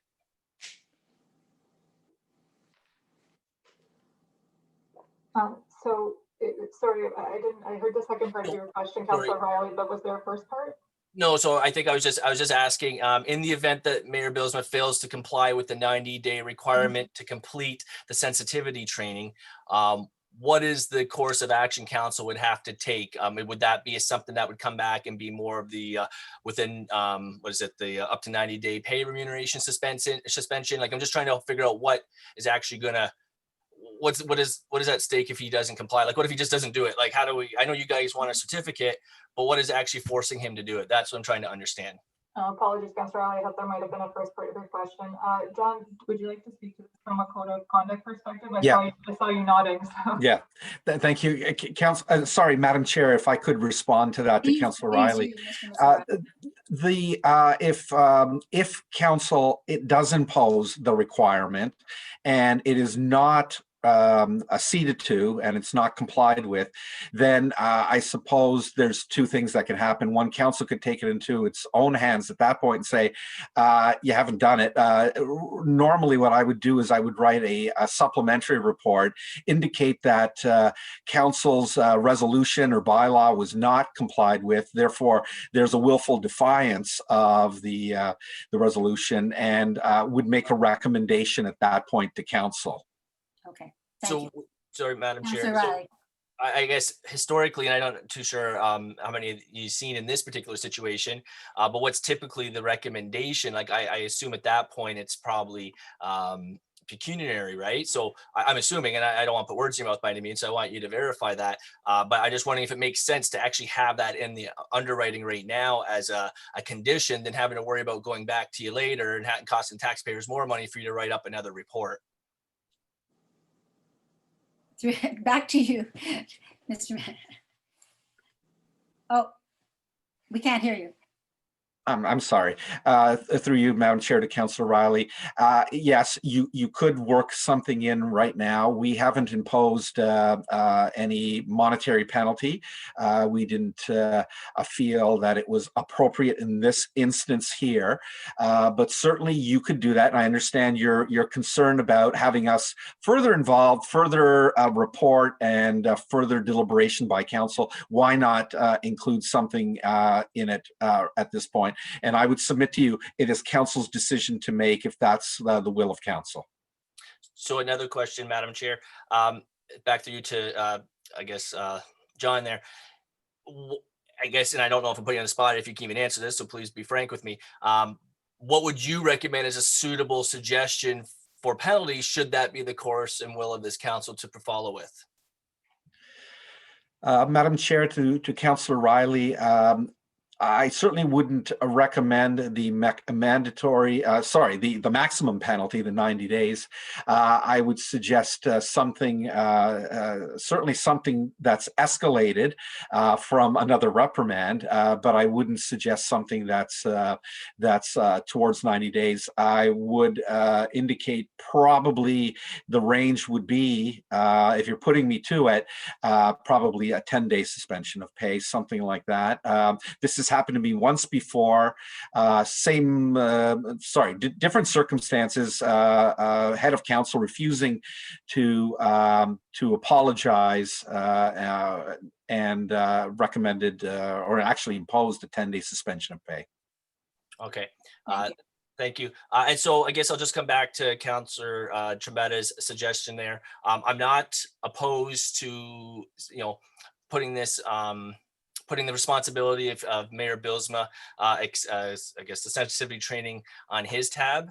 I think, this is a situation that, is, something that, we're here today because of Mayor Bylsma. I think, I will definitely support that. I also would like to make a friendly amendment as, on the spot provided by our legal counsel, that we do work in another friendly amendment and possibly just the same in the under item 2, subsection 5, that identifies in the event that Mayor Bylsma fails to comply with the training and he we maybe Joanne could help me with the wording here, but that he could face up to 10-day remuneration suspension, and possibly we could set a parameter of how that will continue on should the non-compliance continue. So through you to the clerk, Joanne, how would you, or Madam Clerk, how would you like us to word that to make your life somewhat easier?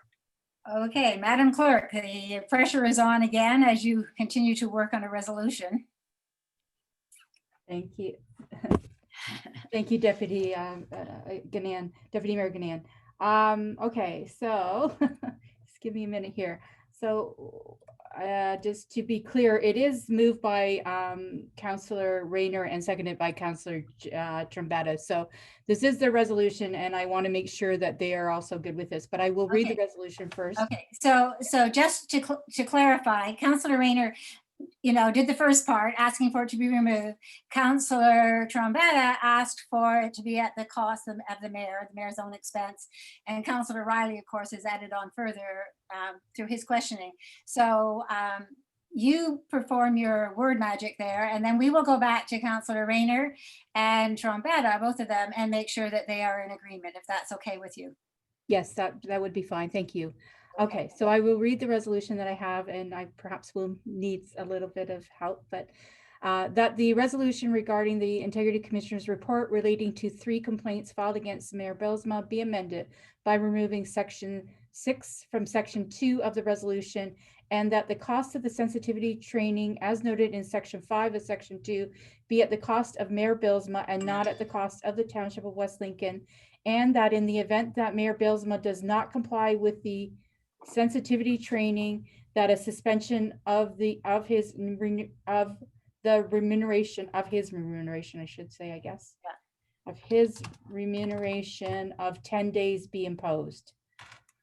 Does that sound like what you were looking for? That sounds great, Joanne. And so I don't know if you got to go back to the other 2 councils, make sure they're okay with it, but I do have one more question, Madam Chair. Okay, could we just wait and get this resolution to this point, and then we'll come back to that. So Councillor Rayner, are you in agreement with the friendly amendments that have been added? Madam Chair, can you have the clerk read just the last part of that, what she had, please? Okay, so Madam Clerk, would you please read the last portion again for Councillor Rayner? Yes, I will. Thank you. Through you, Deputy Mayor, that the cost of the sensitivity training as noted in Section 5 of Section 2 be at the cost of Mayor Bylsma and not at the cost of the Township of West Lincoln, and in the event that Mayor Bylsma does not comply with the sensitivity requirement, that a suspension of his remuneration of 10 days be imposed. Thank you, Madam Chair. Through to the clerk, I believe Councillor Riley also stated that if that wasn't done, then what level would the next penalty be should he fail the last part of your statement? Is that not correct, Councillor Riley? Yeah, I think what I was asking, and I wasn't sure how to word it, so thank you for catching that, Councillor Trombetta or Rayner. I think maybe it's best if we added and maybe an extra 10 days for every 30 days not in compliance. And I think that way it takes away from us having to come back or figure it out like, oh, well, what are we going to do this month? And what are we going to do that month? Should that be the case? And who knows, maybe Mayor Bylsma, will respectfully follow the process here and comply. But I just think, to help kind of give some certainty and reduce the potential cost to taxpayers of having to constantly go back and forth between our legal counsel, should that be the case, is a little bit more protection. And so I would, Madam Chair, so through Madam Chair to the clerk, maybe we could just add, and each additional 30 days of non-compliance incur an extra 10-day remuneration suspension. So I see you, Councillor Trombetta. Just we're waiting on the clerk for a minute, please. I have a further question, Madam Chair. 1 second. You guys have already given a great deal to our clerk. Let's let her deal with this bit at a time.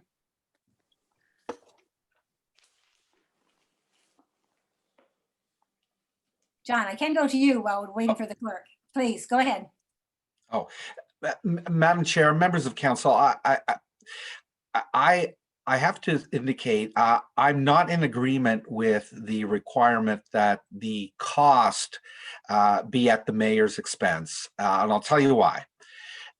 As a remedial measure, I don't believe it's appropriate to impose that sort of requirement, which is punitive.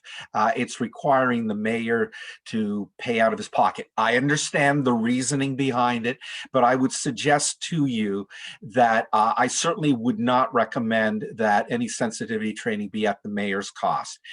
If council, however, feels that it's important that the municipality is not out of pocket, then I would suggest the proper way to do it is to order the sensitivity training, but then to impose a monetary penalty on the mayor to cover that cost. I just want you to recognize that typically any kind of training education would be really at the cost of the municipality. So I don't think it's fair to the mayor that he have to pay for that as a condition of a remedial or corrective measure.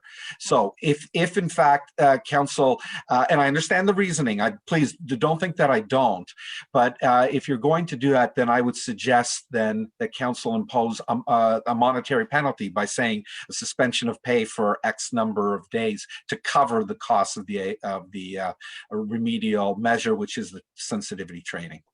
Okay, Thank you, so ma'am. that's further thought then, and I'm going to come back to you, Councillor Trombetta.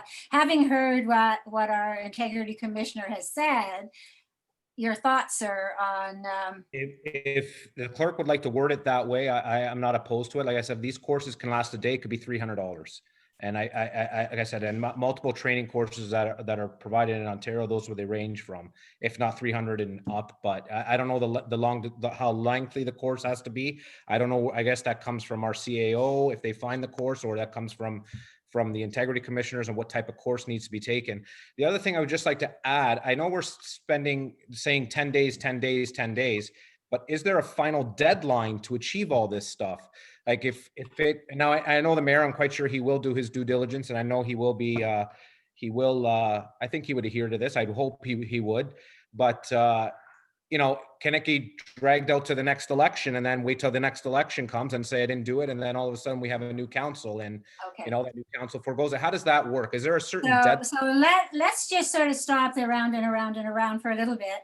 And I see that our CAO would like to speak as well. So I'm going to go to the CAO. I think buying time a little bit for Joanne. I'm sure she heard what John had to say.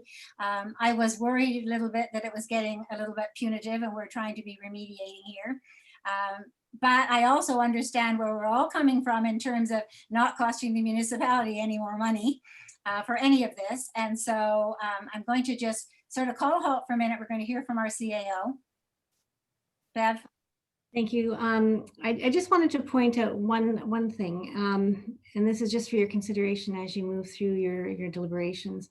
That through when the region and the township joined on with the new coalition of inclusive municipalities, I know that the region has been embarking on creating a training program for regional council staff on diversity and inclusion.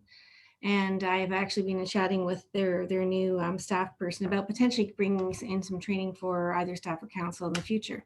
So the mayor may be already signed up for that sort of program, and obviously that would be a regional cost. So I just wanted you to understand that that might be something that would meet the criteria of I guess the obligation that has been included in the resolution. Okay, thank you so much for that. That might just be the piece of information that we need to clarify this. So I'm going to go back to the clerk. Knowing that Councillor Trombetta is quite prepared to follow the Integrity Commissioner's suggestion about eliminating that, where are we, Joanne, with just one second, Mike. I know you still have a question, but let's see where we are with this resolution, please. All right. Thank you, Deputy Mayor Ganan. Okay, so again, the first part of the resolution is the same, that the resolution regarding the Integrity Commissioner's report relating to 3 complaints filed against Mayor Bylsma be amended by removing section 6 from section 2 of the resolution. And so we're based on the Integrity Commissioner's suggestion. I have removed the cost of sensitivity training as noted in section 5 of section 2 be at the cost of the mayor and not at the cost of the township. So I understand you want that, we should remove that section, so I will. think we can take that section out. Okay. So what if, excuse me, Madam Chair, I just wondering, so right now we're speculating. Madam CEO wasn't able to give us, I think, a wholehearted confirmation, just a speculation, and assuming he's signed up for something that we haven't really confirmed. So I would still caution leaving that in, because in the event that he's able to get it covered through the region, well, I guess at that point, like, what does it matter? But I think we have to not lose sight of the important thing. The important thing is we need to have, as part of our recommendation, that this sensitivity training should be done. Yes. I think we're all in agreement that it needs to be happening. And we also need, it seems that we all, generally speaking, feel that even if we are all to have it at some point, we don't want that sensitivity training that the rest of us may or may not have to be connected to this issue, right? So if later on it's brought to us through the region, then we will all do it and that will be fine. But you know, this recommendation doesn't hang on having that happen. I think the recommendation still says that the mayor should have it because that's part of number 5. So what we're trying to do is ensure that he has it. And I think if there is a follow-up or what happens if he doesn't take it, then I think we've covered that in the other portion of what was added. But we'll come back to that. Now, Councillor Rayner, I'm going to go to you again with your second question. Does it have something to do with this resolution? Yes, through to Mr. John McCarrion, please. Okay. John, there's 2 things that can happen with regards to violation of the code of conduct. One is the reprimand, and the next one is a suspension of remuneration, correct? That's correct. Okay, the reprimand is what you've given here, which is basically a slap on the hand, the apology, sensitivity training. That's your take of reprimand, correct? Through you, Madam Chair. Councillor Rayner, no. The reprimand is council denouncing the mayor's actions and indicating that he's done wrong. And the remedial measure is the sensitivity training. So they're 2 separate things. Okay. When you say that this doesn't warrant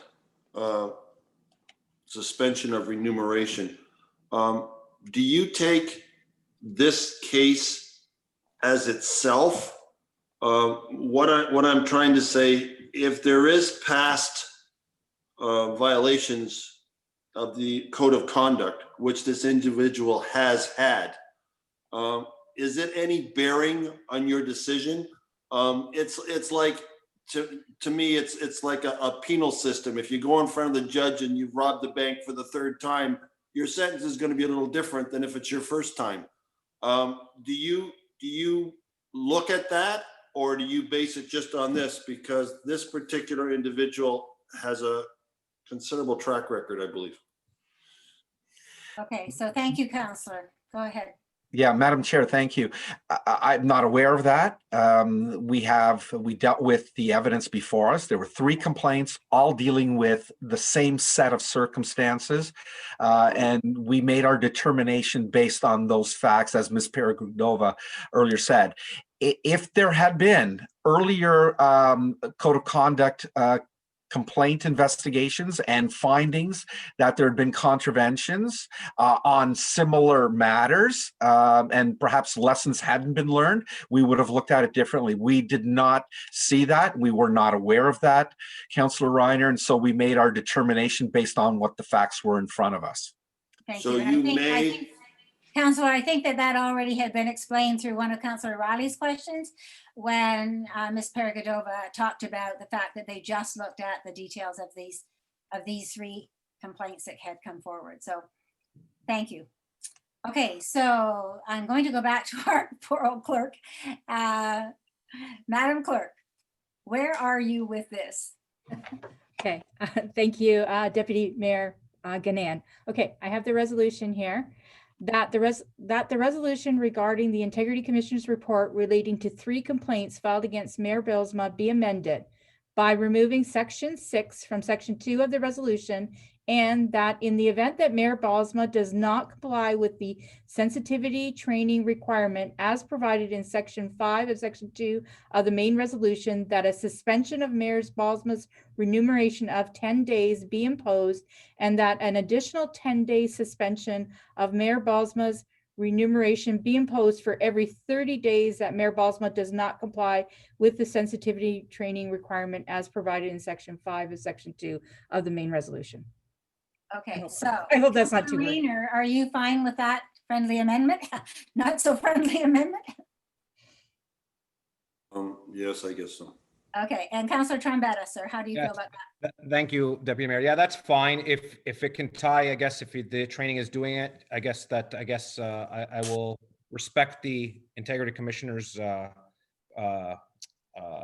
guess knowledge and statements in that.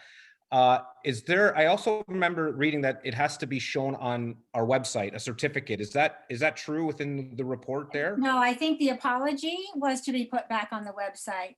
So Because there were through some you- people who didn't understand it. That was my understanding of that portion. How do we know that this is accomplished afterwards? Like if it's done through the region, if the region does hold it, which we don't know because the region can change their mind at any moment, how will this come back to us? So our resolution that we're looking at right now is not tied. I think our CAO gave us further information about the possibility of the region looking at that under something else that we've joined together with.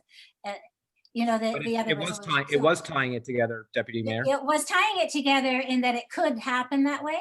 But if that is a 4-month, 5-month, 6-month thing out, or it's something that gets, put down the line in terms of when by the region, that does not mean that Mayor Bilsma should wait until that point in time. Well, we don't have any deadlines in this. Well, but we do in the original one, because number 5 says within 90 days. Okay. Okay, so there is a timeline there. That gives him 3 months. And I think within that time, we should have a better idea of what's happening at the region and whether that's going to do it or not do it. That's fine. I'm content with that. Thank you. Okay. Councilor Riley, I see your hand again, sir. And I know Councilor Jonker, I think, has been waiting patiently, so I'll try to Yeah, I know he has to. But And so I just wanted to ask, so the completion of the certificate is supposed to go to the Integrity Commissioner. And I want to make sure that I'm understanding, does that come to council at all? So we have that peace of mind of knowing, hey, it's been completed. Like, where is the transparency in that process? Is that something that's put on our website as well? Like, again, I'm just trying to make sure I understand what's to be expected, because I'm just reading it that it goes to the Integrity Commissioner, and I don't know if we get a report saying it's been received, or if that's something that can be shared publicly, which might, be a good form of transparency. okay, that's a fair question. And I think perhaps, Mr. Mascarin, you might have an answer to that. Yeah, very simply, just to make things expeditious, I could send a letter to the mayor and members of council advising of that, and then council can do with it what it would like. If it would like to put it on its website, it's in your hands on what you'd like to do. But I think what you'd like to do is just to see that it's done. And I think Councillor Trombetta, what you're asking for, I'm sorry, Councillor Riley, you're asking just that we just like to know that it has been done, and we could certainly confirm that. Okay, thank you. Okay, Councillor Jonker is sitting in my bottom corner there, ready to speak. Go ahead. Well, I was just going to speak to the fact that I can't understand why we're going beyond what the commissioner has set forth here, and that concerns me a little bit. We have an integrity commissioner, and they recommended something, and we're adding to that. But I was glad that he spoke to it, and it was removed, so that we're not charging the mayor for this training. So it was dealt with, and just that we're actually seem to be trying to go beyond what the commissioner, the integrity commissioner report is. It just I don't know. I'm surprised. Well, I just think as part of the debate, it's not so much that the councillors in question are looking to go beyond it, but rather to ensure that it happens as much as we can possibly do. So again, the answer is that we just, people just want to see that it's done. So, in my opinion, anyway, and, you know, I have been an educator prior to this stint, you know, my whole life. And so I am not in any way, shape or form against further training for this council in any area. However, I would agree that just, and my final comments is that I don't think that the rest of us at this point in time, who had no say in whether there was a radio program and taking part in that, and actually had no say in the timing of whether the flag was raised or not raised because we weren't aware of the request, also wish not to be necessarily connected to this particular session on sensitivity training. So I will just leave it at that. But we do have an amendment to a motion, and it's been duly moved and seconded and discussed. So I'm going to call a vote. All those in favor? Support. As amended? As amended. No, the amendment. We're looking at just the amendment. Okay. So the Support. amendment is what Joanne just read. We won't ask her to go through it again, and then we will go back and do the rest of the report. Okay. Because we're gonna do the whole report after, right? That's right. So first the amendment. So all those in favor of the amendment? Support. Or So that motion, any opposed? I will ask opposed. Okay. Opposed. Okay, so that motion carries. Well, actually, Madam Chair, I should have asked this, Too but late. due to the clerk, I don't believe Mayor Bilsma can actually vote on this, if I'm not mistaken. And so I just want to clarify that right now. Okay, well, we didn't count on who voted for what. We just looked Yeah, at the and fact I that it was need some clarity on that too, maybe from the Integrity Commissioner. Do I get to vote on this in your opinion? So first of all, I asked the clerk a question. I don't mean to interrupt the process here, but I don't know if my question needs to be redirected. I'm just saying. So before we get to the entire resolution, the rest of it, Madam Clerk, Councillor Riley has asked if the mayor can vote, and the mayor himself has asked if the mayor can vote. And so that's a good question, and we have our Integrity Commissioner here. So if you don't have that answer, we can go to Mr. Mascarin and see what. I would refer it to Mr. Mascarian, but I believe Mayor Balsma cannot vote on the matter. He could take part in discussion, but not voting. But I will refer to the Integrity Commissioner as he is the expert on all of it. Okay. Same. I'm sorry, Madam Chair, keep doing that. Yes, your clerk is absolutely right. There's a provision, by the way, in the Municipal Conflict of Interest Act that was put in place that allows a member to make submissions to address the council. But it says the member cannot vote. So, Mr. Mayor, you are not entitled to vote on this. Okay, thank you. And then Madam Clerk, just remove my my no vote from the last one, and I apologize to the council. I was not aware of that. I didn't know, so I apologize for that at this time. And then I will be declaring a conflict then further. And I look again. This is It's all new new. to us all, Mayor. That's fine. I don't think All new for me, Mayor, you have to so declare a I will conflict. be declaring a conflict on the following, and I my apologies to everyone. But Mr. Mayor, sorry, Madam Chair, I don't think the mayor has to declare a conflict under the code there, under the act. I think in this situation, it's a rarity because you actually get to participate in this part of the process under the Integrity Commissioner report.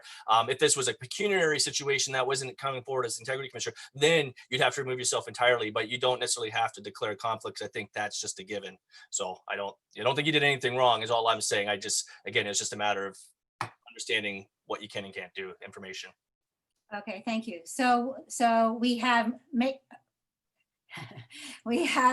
carried a motion on the amendment. So now we're going to look at the original recommendations as amended. So I think, Madam Clerk, we can now just do that, leaving out number 6. Is that correct? Yes, that's correct, Deputy Mayor. Okay, so just for clarity's sake, I'm going to look at that again. So moved by Councillor Riley and seconded by Councillor Trombetta. And the first is number 1, that the report of the Integrity Commissioner dated October 20th, 2020 related to 3 complaints filed against Mayor Bilsma under the Township's Code of Conduct for members of council and local board members, the code, be received. And 2, that council enacts the following as recommended in the Integrity Commissioner's report. One, that staff carry on with the intention of bringing a new flag raising policy to council for approval and be publicly communicated. And two, that Mayor Bylsma provide the original apology statement to staff to post on the township's website and social media platforms, i.e. Twitter. And three, that Mayor Bylsma exercise improved diligence with respect to the management of electronic communication requests. And four, that Mayor Bylsma is reprimanded by council for breaching sections 4.1D, 4.1E, and 9.2 of the code pursuant to clause 223.4. 5A of the Municipal Act 2001, and that council denounces the mayor's statements on which the complaints were based. And 5, that Mayor Bylsma be required to complete sensitivity training as approved by council within 90 days of the date of the report, and that he provide the Integrity Commissioner with satisfactory proof of completion of the same. And that's the end of this portion of the resolution, since number 6 has been taken off. Are there any questions or comments about this portion?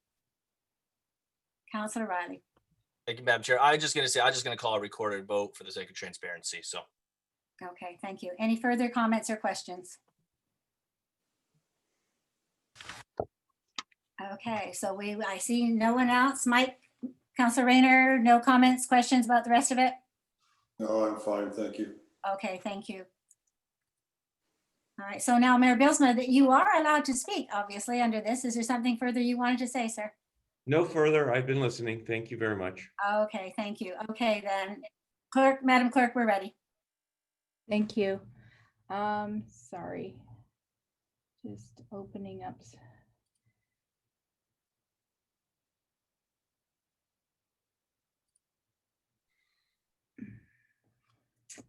Councillor Riley?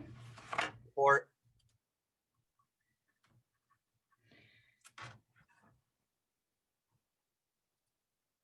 Councillor Ganant, or sorry, Councillor Trombetta?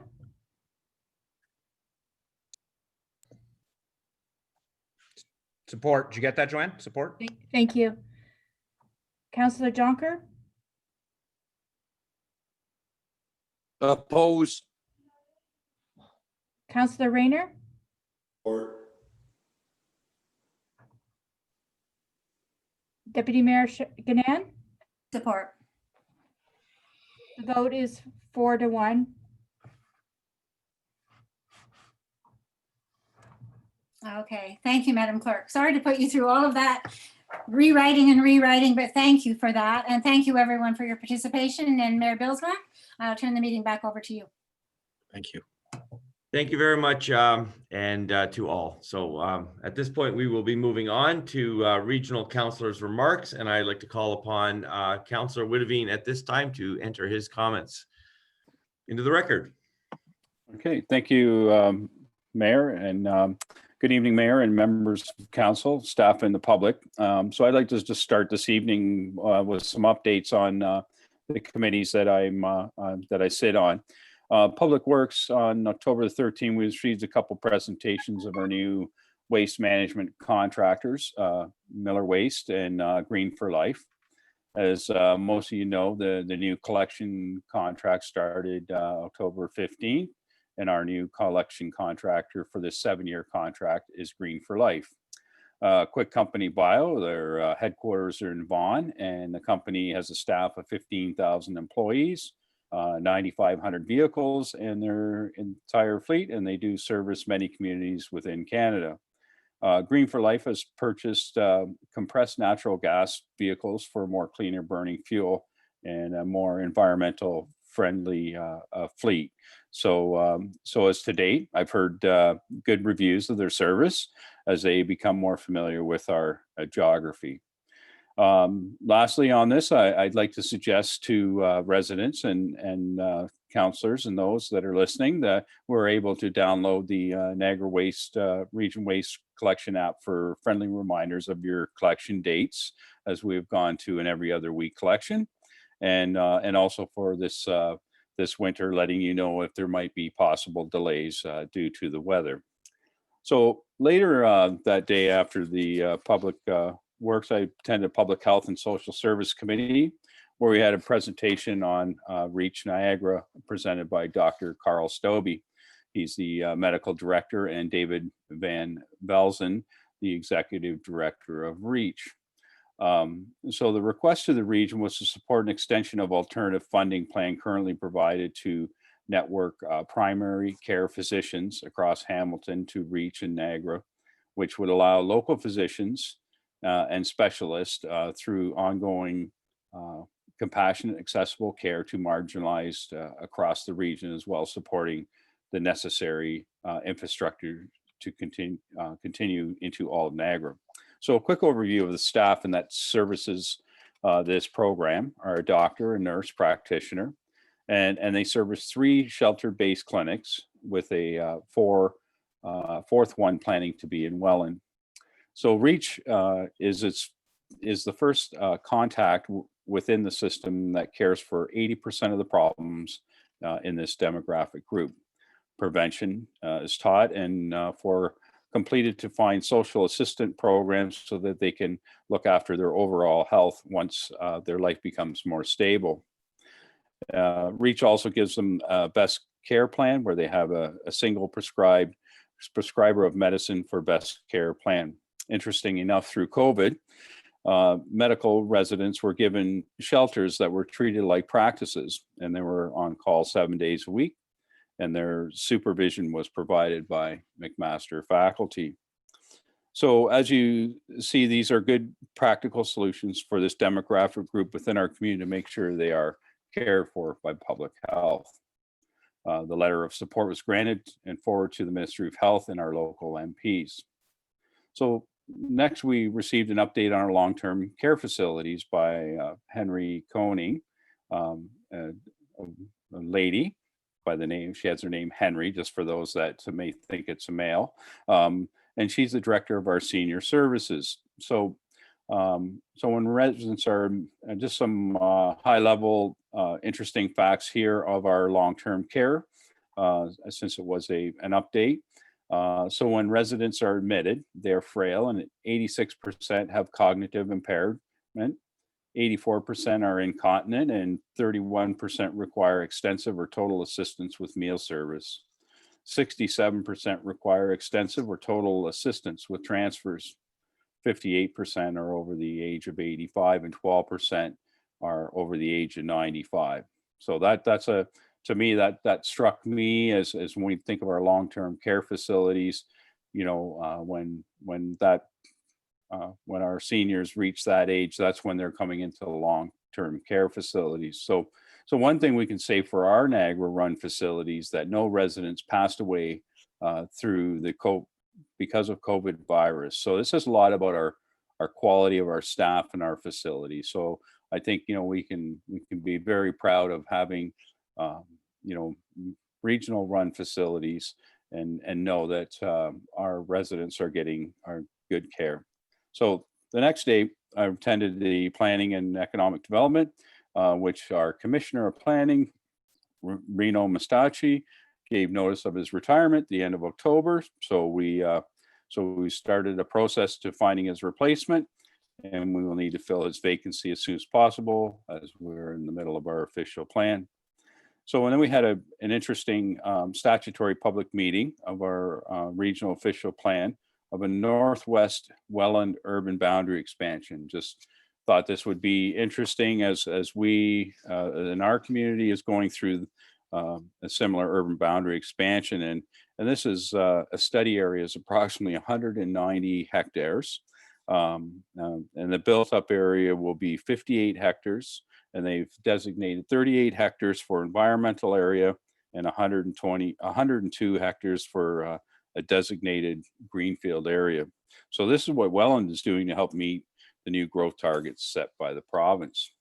So in the meeting later on, we had a presentation on the region's woodland bylaw review. The bylaw is administered and enforced by the NPCA on behalf of the region since 2008, but it prohibits injury, destruction of protected trees unless exemption applies, permits harvesting in accordance with good forestry practice. The bylaw applies to treed areas measuring 1 hectare or more as defined in the Forestry Act. Key changes being proposed are the title to be changed to woodland conservation, and that enforcement responsibilities be administered by the Niagara region as done in the past, being that I believe the NPCA does not have the had the authority to follow through on the enforcement. So, and of course, for building permits for those out here, it requires to limit woodlands removal and associated building permits, and that external advisory committee be removed from the bylaw. So at our council, there were concerns with that last change of the bylaw. And so it was sent back for to staff for further information on this last change and of having a external advisory committee. So presently, just an overview, Niagara has 17% tree cover, and obviously a higher percentage is desired by conservationists and naturalists. So something that was relevant to the first 2 hours of this meeting, this past Thursday, prior to our regional council meeting, where the regional council is going through a learning process of understanding diversity, equity, and inclusion to help us better establish policies to eradicate all forms of racism and discrimination. We had our first session of training, and we'll have our second session to be able to help us understand ways to improve practices and to promote social inclusion. We are using the Ontario Human Rights Code as a guidance document. So thank you for allowing me to present this evening. And if you have any questions, I will answer any questions that you may have. I have one. Councilor Rayner? Mayor Bylsma, are you there? His computer might have froze. Yeah, can they hear me? And I think you got to step in. I think the mayor's computer froze. Can they hear my voice? We can hear you. The mayor is either frozen or I'm not sure. But anyway, he's sitting in the same position, so he may have a problem. So I'm going to step in for the moment and go ahead, Mike, ask your question. Okay, thank you. Well, I was going to go to the mayor through Councillor Witteveen, but I guess I got to go to the CAO. Last December, I attended the NPEI Christmas dinner, in which point the mayor of Niagara Falls, Jim Diodati, made it very clear that he was fighting the every second week garbage pickup with the region.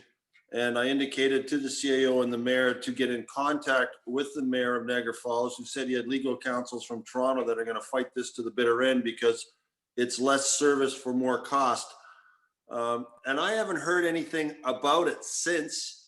And we are now starting this less service for more cost. And I've already got a couple people that have called me that aren't happy about the direction we're going in. And I indicated to them that it was the regional decision and our regional counselor supported this. So Councillor Witteveen is going to get these calls every time I get them. But I'd like to know what decision, obviously something stopped it or what happened, but I haven't heard a word since. And the mayor was adamant that he was going to stop that from happening, and Niagara Falls was not going to go to every second week pickup, and he wanted other municipalities to join in, which I was hoping Westlake and would, but I don't know what happened from there. Can I get an update, please? Okay, so Councillor Witteveen, I'm not sure if you have an answer to that. No, I can make some assumptions, but I will not make any assumptions this evening. My understanding, I guess my response to Councillor Rayner is that Mayor Diodati had went into discussions with regional staff, and together they came up with some, I guess, a mutual agreement to move forward. Okay, thank you. And I see, Madam CAO, that you're back on photo, so I presume that you want to say something too. Yes, through you, Deputy Chair.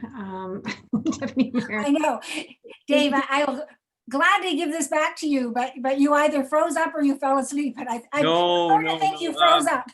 I think Roberta will confirm that sometimes about around 9 o'clock, the I think the complete system does a reboot or something like that.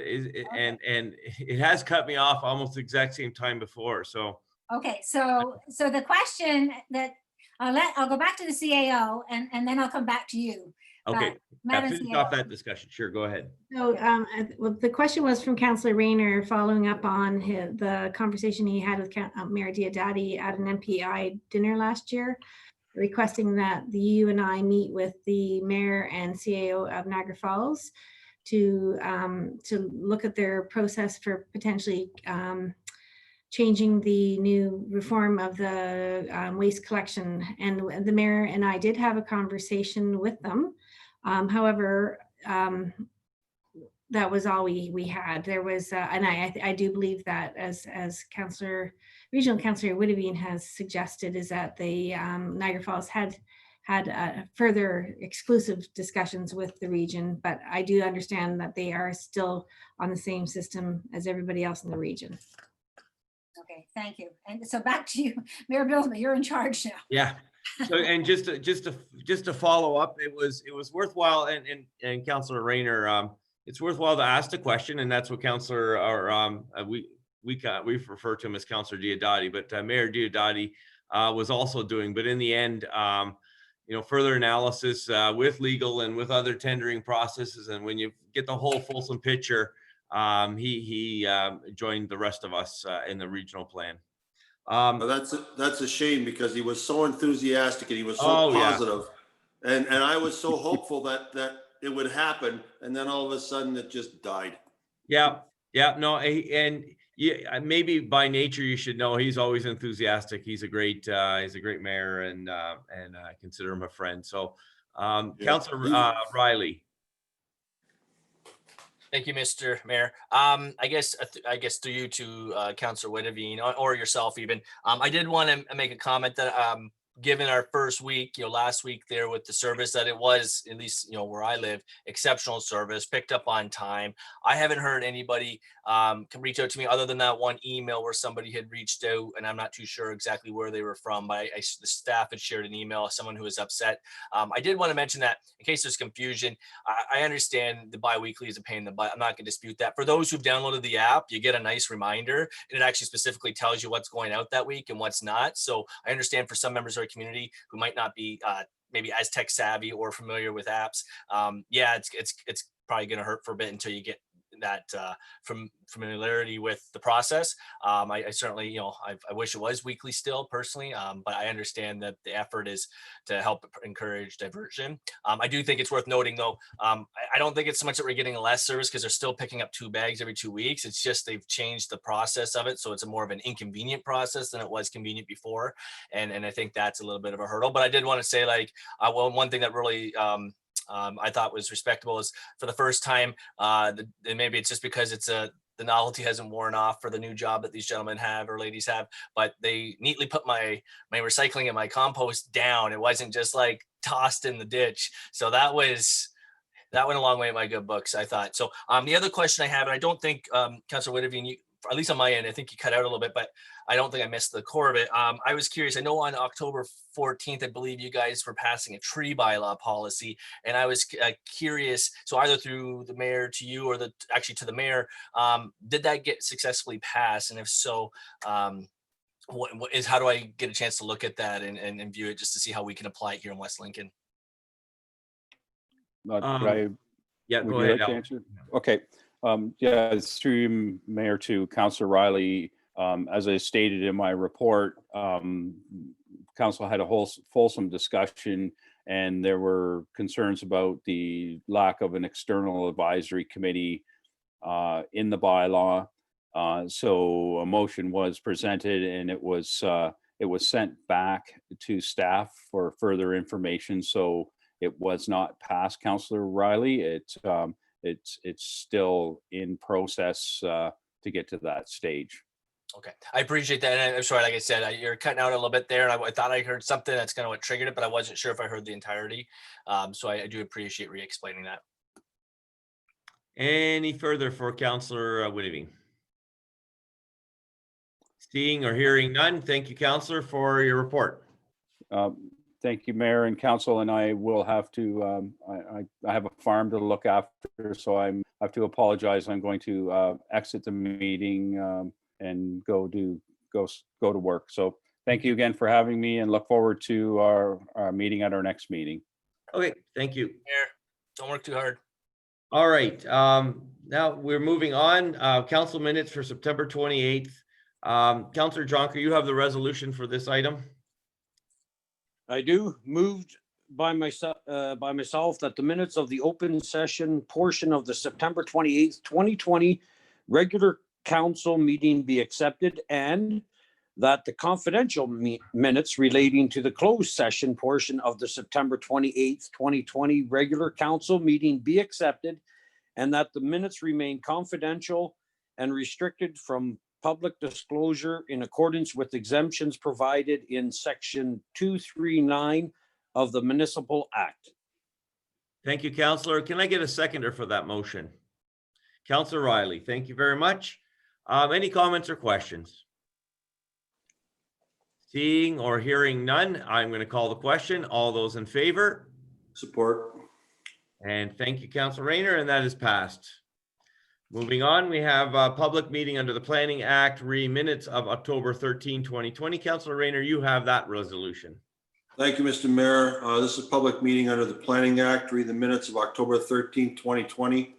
Moved by myself that the minutes of the public meetings held on October 13, 2020, under sections 34 and 51 of the Planning Act with respect to A, zoning bylaw amendment and draft plan of subdivision, B, PUD developments owner and Odin Detik, agent, file number 2089-19 and 1601-21-19, and B, zoning bylaw amendment, Township of West Lincoln, parking, driveways, boulevards, and culvert bylaw review, file number 1601-007, bonds in this, -20, be accepted. Thank you. Can I get a seconder for that resolution? Councillor Trombetta, thank you very much. Any comments or questions on this particular resolution? Hearing or seeing none, all those in favor? Support. And that is carried. Thank you very much. Moving on, we have the special council minutes on October 21, 2020. Councillor Trombetta, you have the resolution. Thank you, Mr. Mayor. Moved by myself that the minutes of the open session portion of October 21st, 2020, the special council meeting be accepted, and that the confidential minutes relating to the closed session portion of the October 21st, 2020 special council meeting be accepted, and that the minutes remain confidential and restricted from the public disclosure in accordance with the exemptions provided in section 239 of the Municipal Act. Thank you, Councillor. Can I get out, and Councillor Jonker, you're seconding that? Any comments or questions? Hearing or seeing none, I'm going to call the question. All those in favor? Support. And that is carried. Thank you very much. Moving on, we have a communication from Bev Packham. Councillor Riley, you have a resolution with respect to this communication. I do, Mr. Mayor. I guess moved by myself that the email received from Bev Packham dated October 20th, 2020, requesting to sit on the West Lincoln Christmas Parade Committee be received, and that Bev Packham be appointed as a member of the West Lincoln Committee, West Lincoln Christmas Parade Committee for the remainder term of council, and that a bylaw be presented to delete Schedule G of bylaw 2018-114 and replace it with a new schedule to add Bev Packham as a member of the West Lincoln Christmas Parade Committee. Thank you, Councillor. Can I get a seconder for this? And I'm going to I'll go. second that. Okay, Councillor Rayner, thank you very much. Any comments or questions?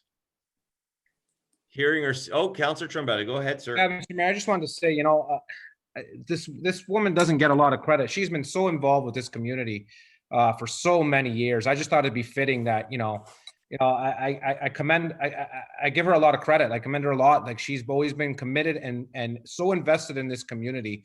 And I just wanted to say thank you for her always doing this. She's been a part of the library board and as a previous mayor, and now even doing this.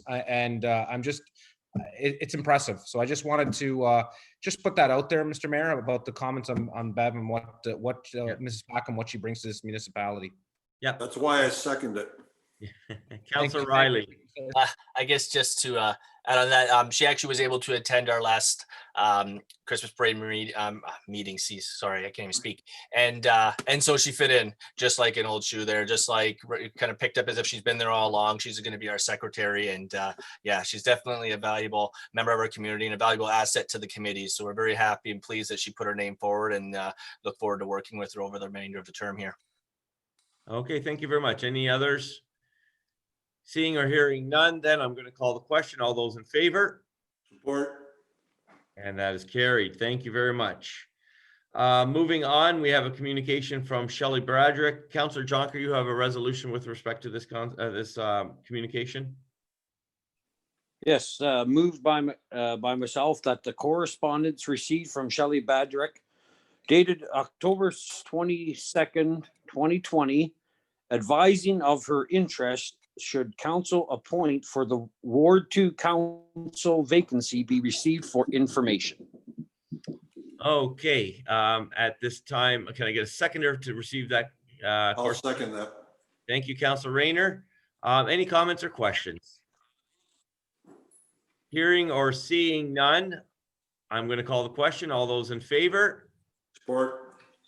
Thank you, Councillor Rayner. Yeah, then that is carried. At this time, I'd like to make just a few remarks to enter into the record. The first one, I'd like to thank everyone in this community, but especially the businesses that came out in support of the Thanksgiving food drive through for community care. I'd like, there were many businesses. This was an inaugural event, and its reception in our community was quite, it was just overwhelming. And so I'd like to thank the many people who work in this community who made their contribution through their businesses to this drive. But in particular, I'd like to call out Standpack for I guess winning, and in particular one gentleman by the name of Paul, who personally raised I think it was just over 1,067 pounds, something like that, 1,067 pounds of food from his division of Standpack. And we did a socially distanced photo op on the front lawn of Standpack in congratulations. And all members who participated through the mayor's inaugural food drive for community care did receive a certificate of communication recognizing their outstanding contribution to our community. So I'd like to thank them all for that. And as a follow-up, in a discussion with Charlene Volpatti of West Lincoln Community Care, I'm pleased to announce or suggest that the shelves are full. And it's an incredible testament to the generosity of this community. But also, I think we have, I said it before and I'll say it again, we have each other's backs in this community. We're neighbors of the finest sort. And we've come through very generously for this. And then I think then it behooves us to communicate that to the public, that for those people who may for the first time ever consider that they might be a little bit short this season due to any host of issues related to COVID or even just exceptional circumstances, even unrelated to COVID, that you can know for certain that this community placed foodstuffs and donations there for you to take without reservation, and know that you know, this community just stepped up to take care of our community. So the shelves are full. It's really a blessing that we allowed these many portals for people to give. And so I just wanted to say that as well with respect to the community, West Lincoln Community Center. And the other thing that I would like to for us to remember is that, in fact, before our next council meeting, we will have Remembrance Day. So I know there will be opportunities to for members to enter comments later on, and I'm sure they'll echo this, but I was able to give a virtual greeting by way of a Zoom recording for ceremonies that are taking place by Zoom in our community. So I ask and urge all members of the community and this council to apprise themselves of those services that are being undertaken virtually this year in order to protect our community from COVID-19. So just a reminder that Remembrance Day is coming up. Those are my comments at this time. And so we're going to move on to reports of committee. We have the Planning, Building, Environmental Committee minutes of October 13. Councillor Ganan, you have that resolution. I do. Thank you, Mr. Mayor. Moved by myself. Pardon me, that the minutes of the open session portion of the October 13th, 2020 Planning, Building, Environmental Committee meeting be accepted and the recommendations contained therein be approved with the exception of item, and I don't know of any, and that the confidential minutes relating to the closed session portion of the October 13th, 2020 Planning, Building, Environmental Committee meeting be accepted, and that the minutes remain confidential and restricted from public disclosure in accordance with section 239 of the Municipal Act. Thank you, Councillor. And can I get a seconder for that? Councillor Riley, thank you very much.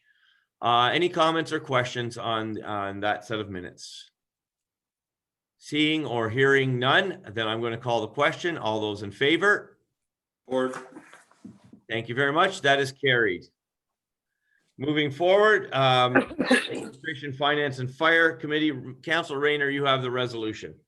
thanks, Mr. Mayor. Under Administration, Finance, Fire Committee minutes of October the 19th, 2020, moved by myself that the minutes of the Administration, Finance, Fire Committee meeting held on October the 19th, 2020 be accepted, and that the recommendations contained therein be approved with the exceptions of items number A34-20. Seconder from Councillor Trombetta. Thank you very much. Any comments or questions? Councillor Trombetta, I'm assuming. Thank you, Mr. Mayor. Yeah, thank you for seeing me there. Yeah, I asked the clerk to pull this item. Maybe the clerk can just maybe let the council know what this item is, and there's something that if she can just describe it, it's in regards to an item on the administration last week. If she can read it for us, please. Are we vote? Sorry, Mr. Mayor, are we voting on the whole thing first and excluding this and voting just all as one? I think what we're going to do is deal with this item individually, and then we'll come back to the whole. So Councillor Trombetta is pulling an item which the clerk is going to announce shortly. And then once he pulls that item, then I'm going to look for a seconder. We'll have a discussion on that item, take up a vote, and then we'll come back to the whole. This is one of those loss wins one things, I think, again. Double. I'll second that, Mr. Mayor, whenever the time's ready. Okay, thank you. Okay.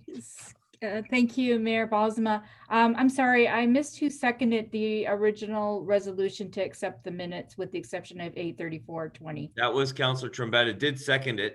Okay, yeah, sorry, I missed that. Okay, so we are pulling item A34-20, and that is with respect to the resignation received from Councillor Cody and a declaration of vacancy of Ward 2 councillor position.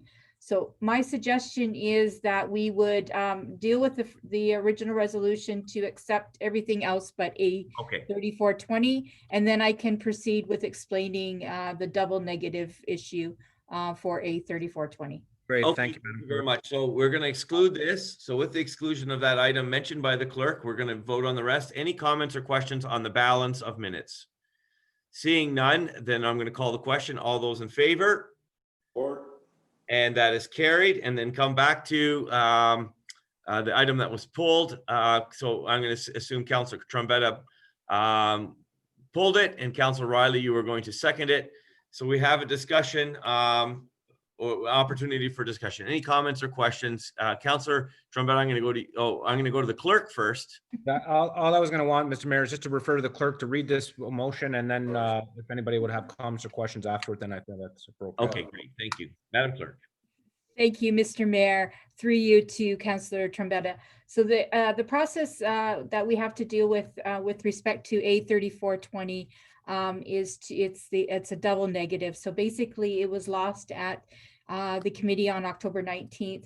So in order for it to be put back on the table, we need to lose the first motion if council wants to reconsider the first motion that was presented on the October 23rd at the October 23rd meeting. And then we would put that first motion back on the table. So I can read the motion. It's basically that item A3420 from the October 19th Administration and Finance Committee minutes be approved, which is item A3420, that the resignation received from Councillor Christopher Coady dated October 13, 2020 be and is hereby accepted with regret, and that the office of one councillor position for Ward 2 Gainsborough in the Township of West Lincoln be and is hereby declared vacant in accordance with the vacancies provisions of the Municipal Act. So in order to put this back on the table, we have to lose this motion first. And then if we lose it, then the original motion goes back on the table. Okay, thank you very much. Everybody's clear. Then I'm going to call the question. All those in favor and opposed? And that Mayor, this is where it gets a little confusing for me. That's all. Yeah, it's a double negative. So if you want to put it on the table, you need to lose this resolution. Sorry. I'm asking for those opposed to this. It's very important that if you want to discuss this, you want to oppose it. Okay, thank you. Sorry, Mr. Mayor. Yep. All right. So I have 4 no's. That is lost. So this motion is back on the floor. Do we need a mover and a seconder to put it back on the floor? So I need a mover, Councillor Trombetta, and Councillor Riley is back on the floor seconding it, Madam Clerk. So Councillor Trombetta moved, Councillor Riley seconded, it's back on the floor. Discussion on this motion. Go ahead, Councillor Trombetta. Thank you, Mr. Mayor. Yeah, I just like this back on the floor for a ratified vote at council. And at that time, Mr. Mayor, I'd like a recorded vote. Thank you. Okay. Councillor Riley. Thank you, Mr. Mayor. I think it's important to express or to at least explain for transparency, like what really happened last week. When we were presented this originally, I think it's safe to say, or not so much safe to say, but in providing clarity, it's nothing's ever finalized in committee. It always has to get ratified at council, and it's not uncommon for something to fail at committee and is corrected, or not so much corrected, but is reversed at council and vice versa, the other way around. Given the information that was presented at the time and the idea behind how we would, in order for us to consider another option, we would have to lose this, although at least not so much as a whole, but at least my perspective is like I have to lose this if I want to bring in my own motion or something close to it, and that's exactly what happened here. This wasn't necessarily an outright denial of a resignation as much as it was trying to see if there was an opportunity there. I will say that I did make the effort to reach out to Councillor Coady, and I was able to communicate with him and verify some information. His house was actually on the market for a year and a half, and miraculously sold on Wednesday morning. So, Mr. Mayor, I don't know if you bought the house yourself or if someone here on council bought it, and I don't mean that as a shot at you by any means. I just know Councillor Jonker had mentioned, advocated for it being a nice house for a nice price, and then Wednesday morning it sold. So just the timing was interesting. So I just thought that was a little bit of humor in it. And as I reached out to Councillor Coady, I explained to him, what happened, and as much as he appreciated the sentiment, and the thought behind it, he made it very clear that his intention was not to come back to council or even West Lincoln, and that they are moving on with their life. And as of whenever the house finally closes, he will not own property in West Lincoln, and therefore answers the question that I believe Councillor Rayner had brought up before, whether or not if he owned property, could he still be a part of it? And that is going to be, I guess, solidified in the not too distant future because the house sold. So anyways, that being said, I think I made it very clear, even after the fact, when we were all approached by, the newspaper, that, given in light of everything else, even before I talked to Coady, that I was going to support this. It wasn't, I don't think anyone's member or any member of council had decided to oppose this outright. We were just looking at what would have been the least cost effect, or what would have been the least cost impactive to the community had it been just kind of a more of a heat in the moment decision, or uncertainty of the rules and regulations around it. So I think it was, you might obviously going to feel differently, but I thought it was definitely worth, an area to explore, and we did. And unfortunately, in the sense of like, I reached out to him and it didn't change anything. He could have came back tonight and said, you know, he changed his mind, but that certainly wasn't written in the stars or anything he wanted to consider. He, you know, they're more than, you know, happy to move on to the next chapter and stage of life. So I look forward to whatever comes next month as far as looking at the information regarding how we're going to fill that vacancy. And so at this point, I'll make it very clear that I will be supporting the resignation tonight. Councillor Jonker? Yeah, I'll be supporting his resignation, and all I can say, I guess, is yeah, make a phone call. We all had the same information, so we all had the opportunity to call him beforehand. So, but anyways, good. We'll move forward as a township and look forward to what we decide to do with the vacancy. All right, thank you very much. Okay, I have a question. I have a comment. Yep, go ahead, Councillor Rayner. Yeah, thank you. I'm the one who brought it up last week, mainly because I kind of know the rules around here a little bit, and I knew that if you own property, you could still retain your position. And the other difference was being in the modern tech world that was forced upon us. You can't sit in council chambers because you're not even legally allowed to sit in council chambers. So therefore, if he's anywhere in the world, not to mention Canada, he can zoom in and still participate and do his job pretty well. So those were circumstances that struck me before the meeting, saying, you know, this is different than normal. Normal, if you can't attend, like Councillor Jonker said, if you can't attend the council meetings, then you're out. Well, none of us are attending the council meetings, so that doesn't apply. And the fact that he still had property here. So I didn't know if Councillor Cody knew that or not. So that was the reason I kind of backed off, because had he had any intentions to come back, I had not known. Then he did not have to relinquish his position, because the new world we live in allowed him to be that flexible and he didn't have to be here. The other factor, of course, was I've already gone through this in the previous term, and it's a lot of work for staff, and it's a waste. Well, it's not a waste, but it's a lot of expense of $20,000. The other factor, of course, is our clerk mentioned that it's going to be up to 6 months before we actually get somebody. So we only got a year and a half left anyways. So by the time the person gets to understand what's going on, the term's over. So really, it's not doing us a whole lot of good. So that's why I was hoping that there would be an opportunity. But last week, when he sold the property, that concludes it. So, and that's fine. And at least he had an opportunity to realize that if he really wanted to do it through the long distance, he could have. So I just wanted to make sure that Councillor Cody knew that there was an opportunity. He wasn't forced to quit because he didn't live here, which in past, all councillors felt that way because that was the rules. So I just thought I'd leave it open. It didn't change anything at the end, because we all agree that he's now moved forward, and we've got to go whatever process and which direction we want to go, which we'll decide in the future. But at least we've given him every opportunity. And for that, you know, I have no regrets. Okay, thank you, Councillor. Councillor Gannon. Thank you, Mr. Mayor. Thanks, Councillor Riley, for catching yourself and not saying that it was a waste of money and time, because it was that by-election that brought me to this council. And as I pointed out the last time this issue came up last week at the admin meeting, there's more to being a councillor than just simply owning property in West Lincoln. And I won't go back through that again, but I will point out that that discussion led to many, many people who reached out to me in a variety of ways, emails and telephone calls, asking what are they thinking in regarding looking at having a councillor live in BC and try to represent the residents of Ward 2 in West Lincoln. To say nothing of the time change and trying to connect that way, it was a fairly silly discussion. I'm just really, really sorry that we were the brunt of many jokes in West Lincoln because of that discussion and refusing to accept somebody's resignation. So I see that your point was to make sure that Councillor Cody was aware of that. The rest of us were pretty much aware of that too. But bottom line is it did not look good. It did not reflect well on our council that we were even discussing for that length of time, having a councillor reside in BC and try to represent our residents. So thank you for that, Mr. Mayor.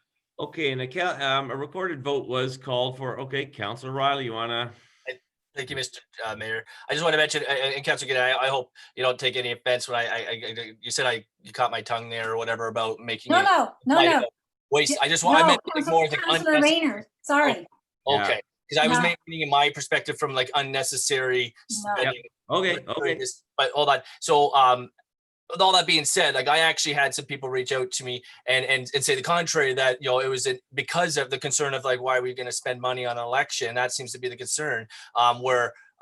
If there was an opportunity and a misunderstanding, given the circumstance, that this could be a simpler approach that doesn't cost necessarily staff any time, real time, or a cost burden in any capacity. Had this been rectified, now Councillor Cody would have had to make some adjustments, and I do agree he should come back. So anyways, I just want to make sure that a couple of those things there were clear when I explained there. I understand, the confusion in the sense of, or the perspective it can be from different sides, from it looking probably a little unorthodox or maybe even a little unheard of versus some of those who are looking at the, I used the word last week, creativity, and I don't so much think it's creative as much as more of a unique approach to trying to rectify a situation that might have been rectifiable. And what would people have thought afterwards? I don't know. So anyways, I won't keep rambling on. I just thought I would make note, because you mentioned, Councilor Gannon, that it was me that caught my tongue, and No.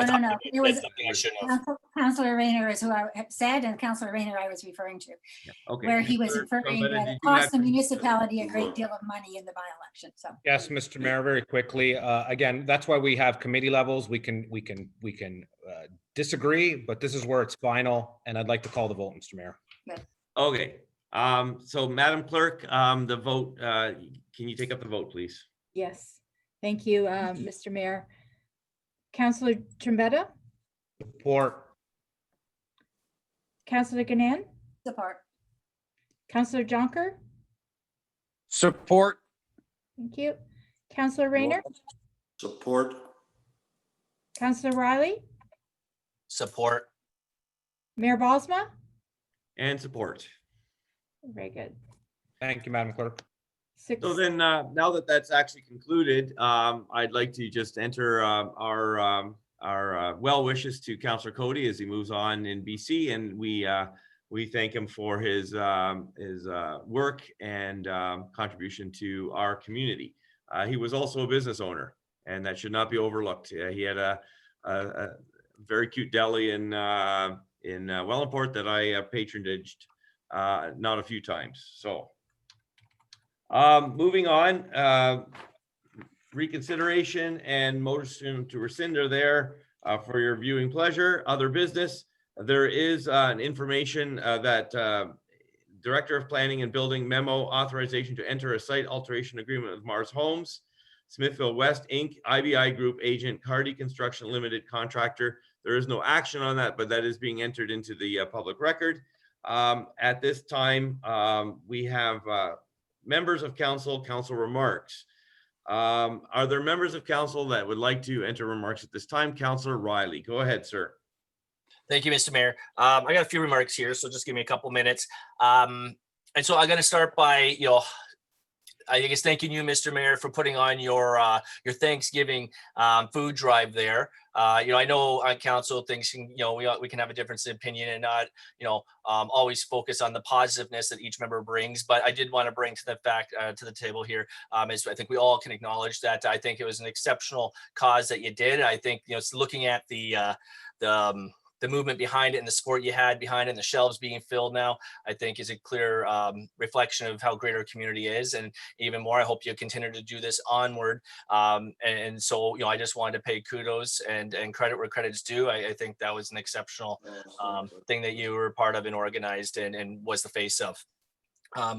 Now, with that being said, I realized tonight was not a great night in terms of what we had to deal with. Like I said before, I never for 1 second imagined when I ran for council that I would be faced with such a situation. And I certainly hope that tonight, as it's resolved in some capacity, that this is our moment for healing, for us to be able to move forward as a council, for us to move forward as a community. Even obviously, there's still going to be a difference of opinions, and I certainly hope to, I hope that we're able to grow on that and learn from our experiences and build from it. And, we've always had, there's always that common denominator of difference in opinion. But at the end of the day, I feel like, all of us had a responsibility. And at the same time, I think that was, taken care of, even procedurally speaking.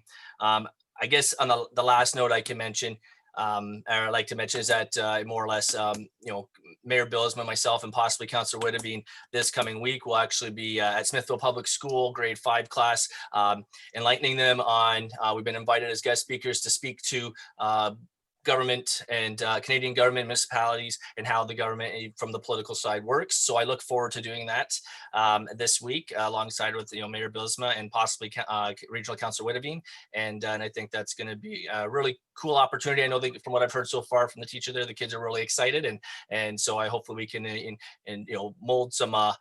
Inspired some young minds to have some political aspirations in the future there. So that's all my comments for this month there. And yeah, that's all I have.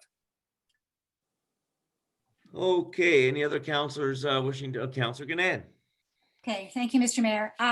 Further to what you had to say, and I really liked all the things that you had to say about the food drive, and I appreciate that Councillor Riley has also added kudos to that. I was there as a volunteer on Thursday, and Charlene Volpatti happened to mention unofficially that the totality of all of the food drive initiatives that came about because of that publicity, and of course the fact that the Knights did one, and then you did a major corporate thing, and then Wayne Skillsters was there. In total, nearly 10,000 pounds of food, and very close to $25,000 in donations from our extremely generous community, which takes us on a much better lead into the Christmas program. And that's what I would like to say. If any councillors have an opportunity, hear of a family, or if somebody's watching this, and hears of a family, they are now registering for the Christmas program. And so a great deal of Christmas support is given to our local residents as well, to make each family be able to have a nice Christmas. And so thanks to both of you for mentioning it. And I just wanted to sort of tag on to what you had to say. And then I have a sad piece of news, and that is that I think that it's time that we have to make our final decision on behalf of Kiwanis in partnership with the township. And last year, the Knights of Columbus, and additionally the Christian High School, in that there will be no public gathering for the tree lighting in West Lincoln this year, as per the regulations from the province, of course, and also from the region. So if people start to ask if there will be a tree lighting, yes, the tree will be lit. We're still kind of looking at some creative ways to gain a little bit of excitement about that, but there will not be, as there was last year, the public gathering that we were so proud of getting started again in West Lincoln. So that's not a very good thing, of course, but it is a sad thing. We're now almost at the beginning of November. It's only 3.5, 4 weeks away, and we have to make that decision. So thank you for that. Thank you, Councillor Ganand. Councillor Trebetta, did you waive? Jay asked Mr. Mayor, just through you to Councillor Ganand, there's no way of doing a drive-by tree lighting? Well, once the tree is lit and there are some decorations, you can stand hopefully out. they'll do that. But last year it was Well, last year it was the choir singing, and it was very different. And we provided hot chocolate and hot dogs, and it was very inaugural as well. Yeah. we just can't do it. So we'll pause it. We're not canceling. We're pausing this year. Hopefully we can do it next year. Is there not a virtual option? Something we that's what they're looking at.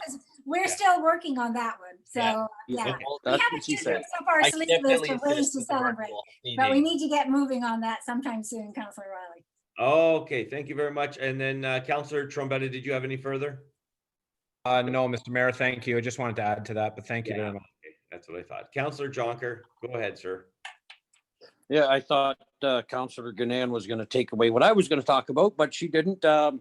West Lincoln Chamber of Commerce, West Lincoln Chamber of Commerce is actively getting organized for the Toonie Toy Drive. So we will be, as a board, and they have asked me to as well help them this year. We'll be out there bringing the donation bottles to locations for everybody to donate their Toonie. They can do a 5 or a 20 or 100 too. That's probably okay, right? We won't complain what gets in there. And so that will be starting November sometime, we'll be getting that out there and getting the bottles delivered to the businesses, and then encouraging the community to support that as well. And yeah, so the West Lincoln Chamber of Commerce is hard at work, and this weird visual time, the things are different, right? No parade, so we couldn't do it there. So we're hoping to make up with more bottles, and hopefully the community can realize that as well, and donate through that as well. So Okay. Thank you, Councillor Jonker.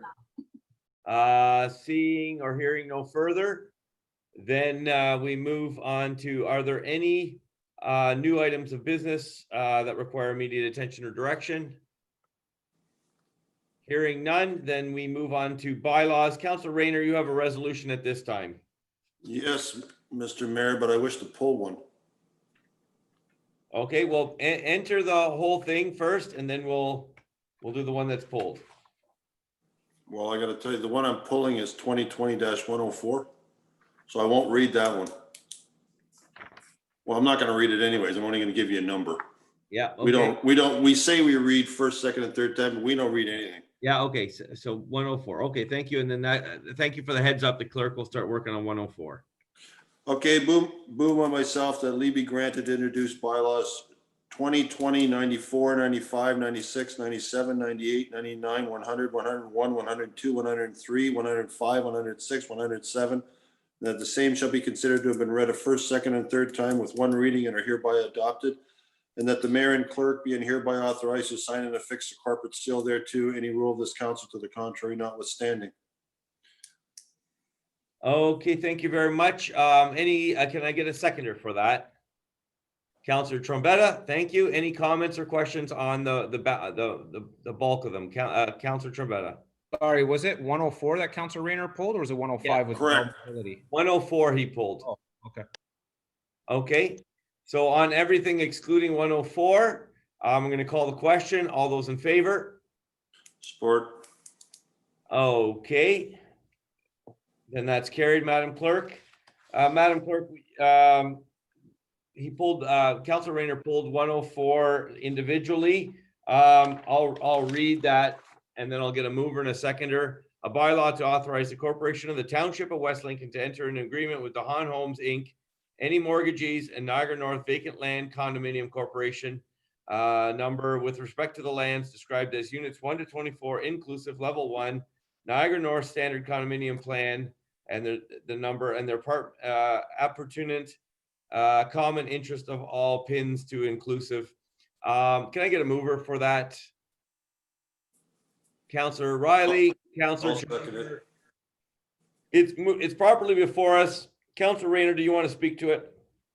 Yes, the only reason I pulled it is there was a concern by another councillor just a few weeks ago that they do not like to approve something they don't have all the information for. And this one has a lot of blanks. So I would suggest that it can wait until such point as we find out what the pins are, what the condominium plan is, what the corporation number is, and at which point we have something firm. Not that it's probably going to make a lot of difference for us, but this is almost like a blank check. And we're agreeing to something that we have no idea what's going to go in those blanks. It could be massive. It could be one or two. How do we know? So I just thought maybe it seems to be very premature to me. That's all. Yeah. Okay. So I'm going to go to the Madam CAO or Madam Clerk for maybe a response to that. Thank you, Mayor Bilsma. I don't have any of those blank pieces of information right now, but I do know that I have seen these in the past in this format, and I'm thinking back to whether this is a time sensitive one or not, and I don't know whether the clerk can assist me with that. The director. If they were time sensitive, then they would have been filled out because they needed them right away. The numbers would have been there. It's showing lack of time sensitivity to me. Yeah. I believe that there's some type of issue with registering it in order to have those numbers. It has nothing to do with anything else except for registration. Staff is not able to get that information until our lawyers actually register it. That's what I understand, but I'm not a planner, so. So cart horse. Can I try to answer this? Sorry, can I try to answer this? Go ahead. What Yeah, you're- Councillor Jonker. Yeah, what you have is you have these corporations that own this, and they have to set up a business. And that business number is gonna be filled in right North Vacant, that corporation number. So they need this to get that number, and the pins are gonna be only 24 pins. You have 24 units. So those pins will be 24 numbers. So basically they need this filled out, but they need this approved to get that corporation number. Yeah. Okay. If I may comment, Yep. Go ahead, sir.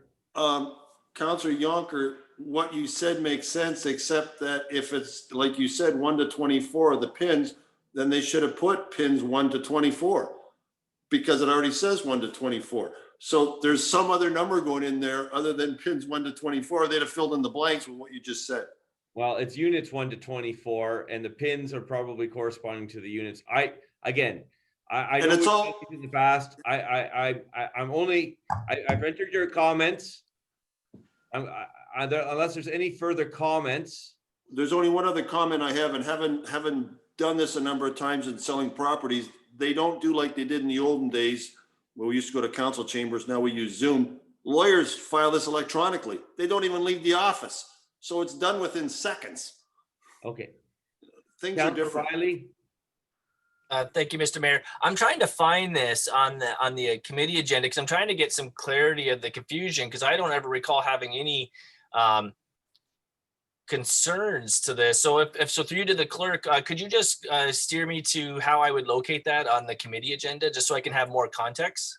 So if I could interject, it's on the October 13th minutes that we just already passed. Yeah. Okay. So that was my next thing. Exactly. So I think, Mr. Mayor, that we're passing the bylaws now, but we've already passed a recommendation that the bylaw be entered into. Oh, And I we know passed- that. And we passed those minutes. Yeah. So I do think that when Mr. Treble explained it, he said something similar to what Councillor Jonker has said, in that this needs to be put where it is, and it does say once township legal counsel has been reviewed. So as we're doing this, it's sort of in preparation for that for this legal work to be done. So you know what, Councillor Rayner's pulling this does give us a little bit of clarity. If we see something like this, it usually is referencing something that we've already dealt with. I'm going to ask, are there any further comments or questions regarding 104? Then I'm going to call the question. It has been properly moved and seconded. So at this time, I'm going to call the question. All those in favor? And opposed? I'm opposed. Okay. And that is carried, Madam Clerk. There are no confidential matters, so I declare this meeting adjourned at the hour of 10:05. Thank you very much. And Hi, everybody. Good night.